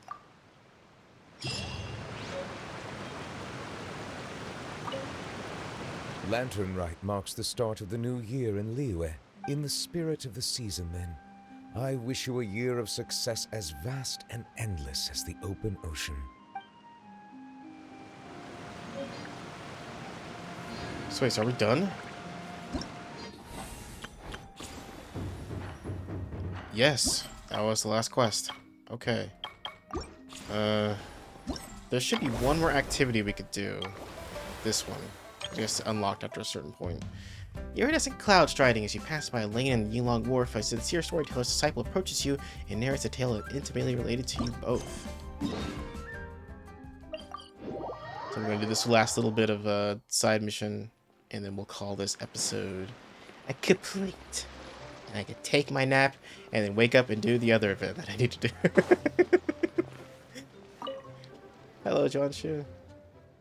Esteemed guest, I, the apprentice storyteller Juanshu, must humbly request you cease your steps for a moment. Perhaps you have heard a tale that goes something like this. In the beautiful night of the Lantern Rite, flaming lights once danced across the sky like glowing brushes, like a majestic scroll. Paimon didn't quite catch that. Flaming lights painting in the sky? That's not something ordinary people could do. If you have some kind of airship, there's no kind of mysterious paint that can just hang in the air like that. Sounds like a seriously exaggerated analogy. Could you be talking about fireworks? Anyway, the protagonists of this tale are none other than Yutu, the renowned Utna, whose fame has spread throughout the land, and her companion Paimon. Huh? Why is it suddenly about us? Perhaps you've already forgotten, but this time last year, you accepted a commission from the adventurer Tian and participated in a special speedrun challenge. That speedrun challenge was illuminated by the glow of fireworks, a sight most majestic and splendorous seen not oft-seen. Now that you mention it, Paimon kind of remembers that we held some promoter from the Adventurers Guild. It was nothing really. She said she wanted to use the event to recruit some new members. No idea if it actually worked though. I guess something like that might have happened, so what's your point?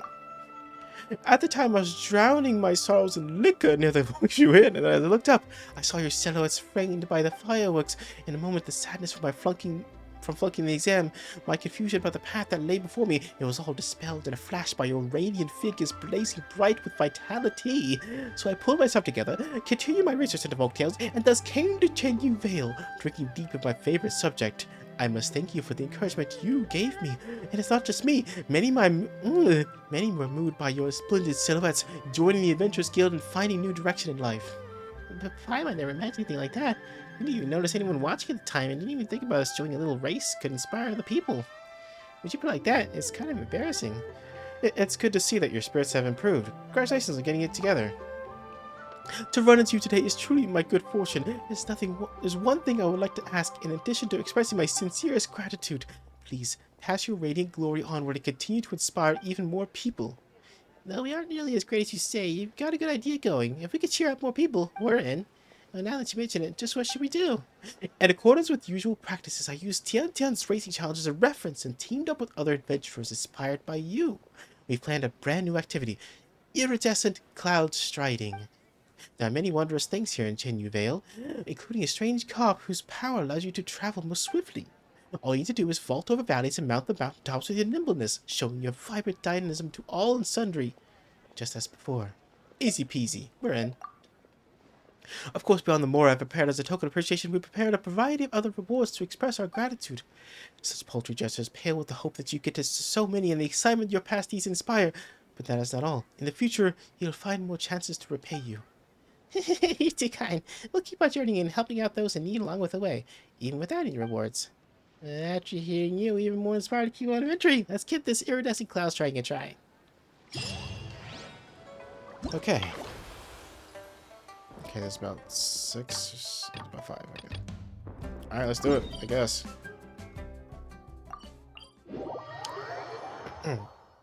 This should be pretty easy. Yeah. I'm pretty adept at this sort of thing. Okay. Got it.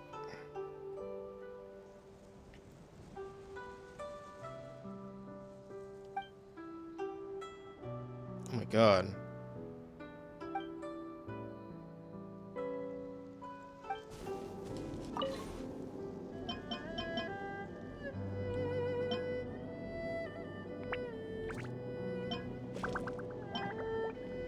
Okay, so don't grab the blue ones. Got it. Let's go.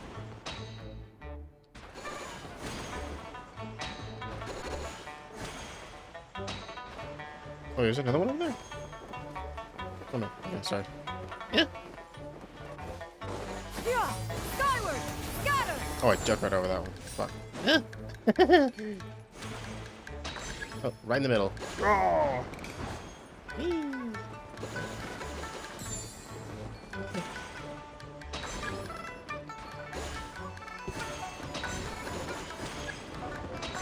Nope. Gotta wait.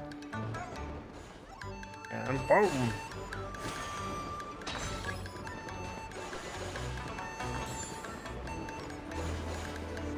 Yeah, well, whatever.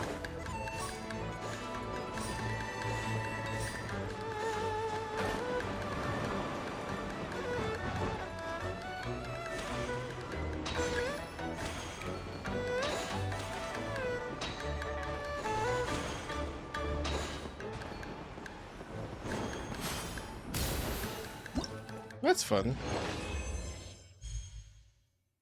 I gotta go hold. I see that, right? Okay. Next. That's pretty fun. I like that one. Oops. Cancel. And teleport.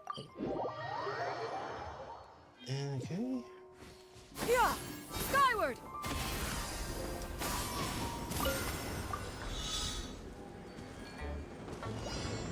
Bum, bum, bum, bum, bum, bum, bum, bum.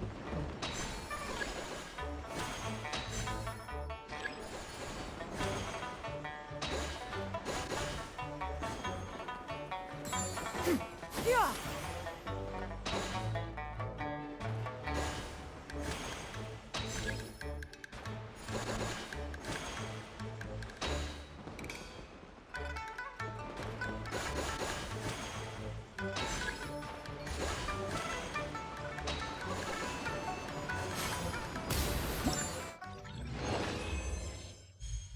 Yeah.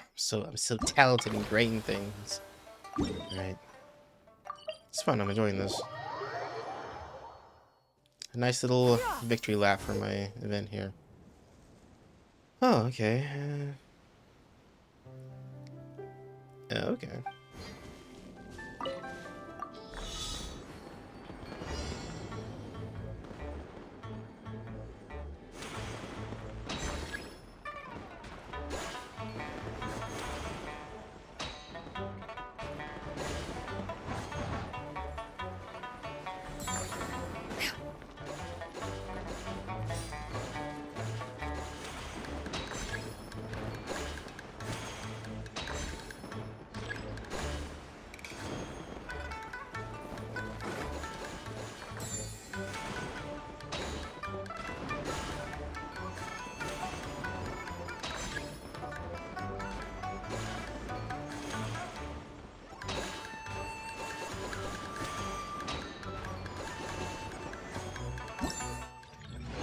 Woo!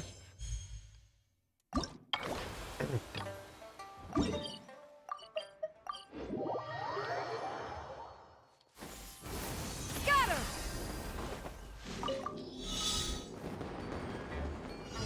Bum, bum, bum, bum, bum, bum, bum, bum. Wow!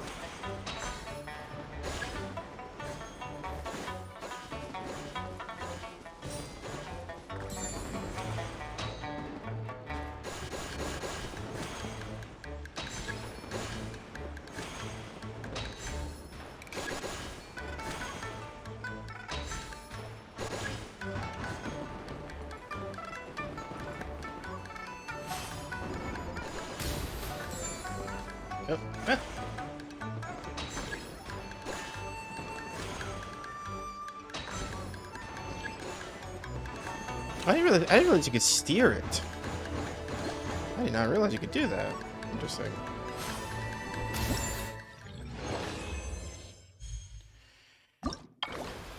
I learned something new about the carp thing. I never knew that. I always thought it was like a fixed direction, but you can actually steer it while it's doing its fishy thing.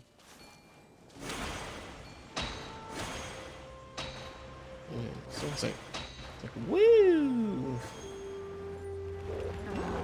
What the hell's going on here? Skyward! Scatter! Drop your weapons!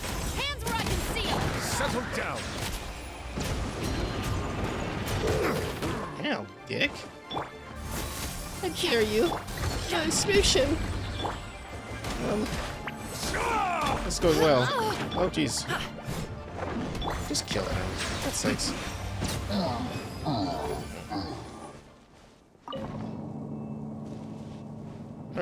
This is something to do with... No, this is something else. Oh, I might as well do it. I'm already in it. In it to win it.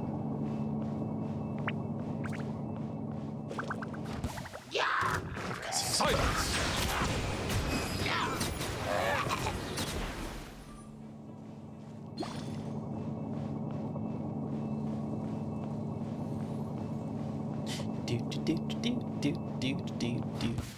Oh! Ah, fuck, I fell. Settle down. God, I love them. Be humbled. Humble.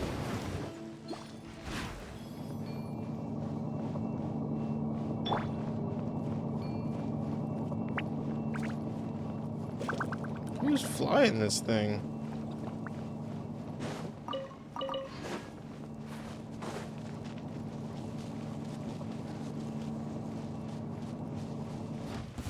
There's no end to this. Justice will prevail!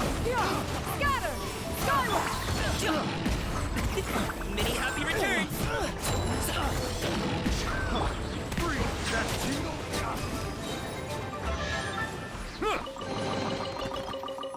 Yeah! Sweet. Alright. Anyway.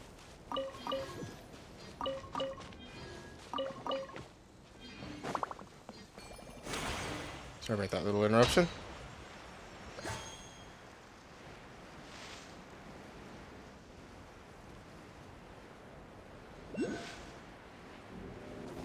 Wait, there's a thing? Ah, I'll worry about it later. Alright. Boom, boom, boom, boom. Boom, boom, boom. Boom, boom, boom, boom.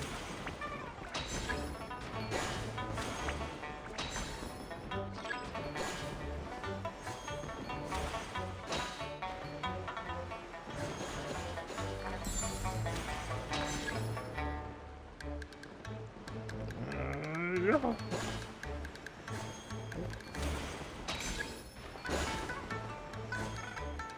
Where am I going? Eh? The hell? Oh, I see.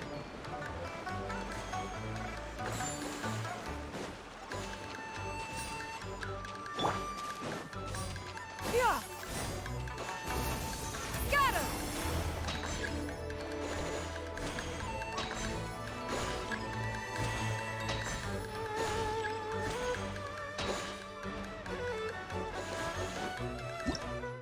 That's it. Alright. Claim all rewards. Boom, boom, boom, boom, boom, boom, boom, boom, boom. I think that's gonna do it for Lantern Rite. Get my free Ganming, because I'm not gonna take any of these other jokes. Because he's the newest character, and I think everybody else is max constellations. Invite character, yeah. Alright. And get all these. And there it is! It's all complete. Everything is completed. Well, except for this which I'll do on my own. But anyways. Thank you all for watching. This has been fun, but I'm gonna go take a nap because I am exhausted. It's almost 4 hours this event. And I still have to do this one. Right here, which is also voiced, so... Whew, okay. Thank you all for joining. I love you guys. Hope you had fun. See you guys next time, okay? Goodbye. Goodbye.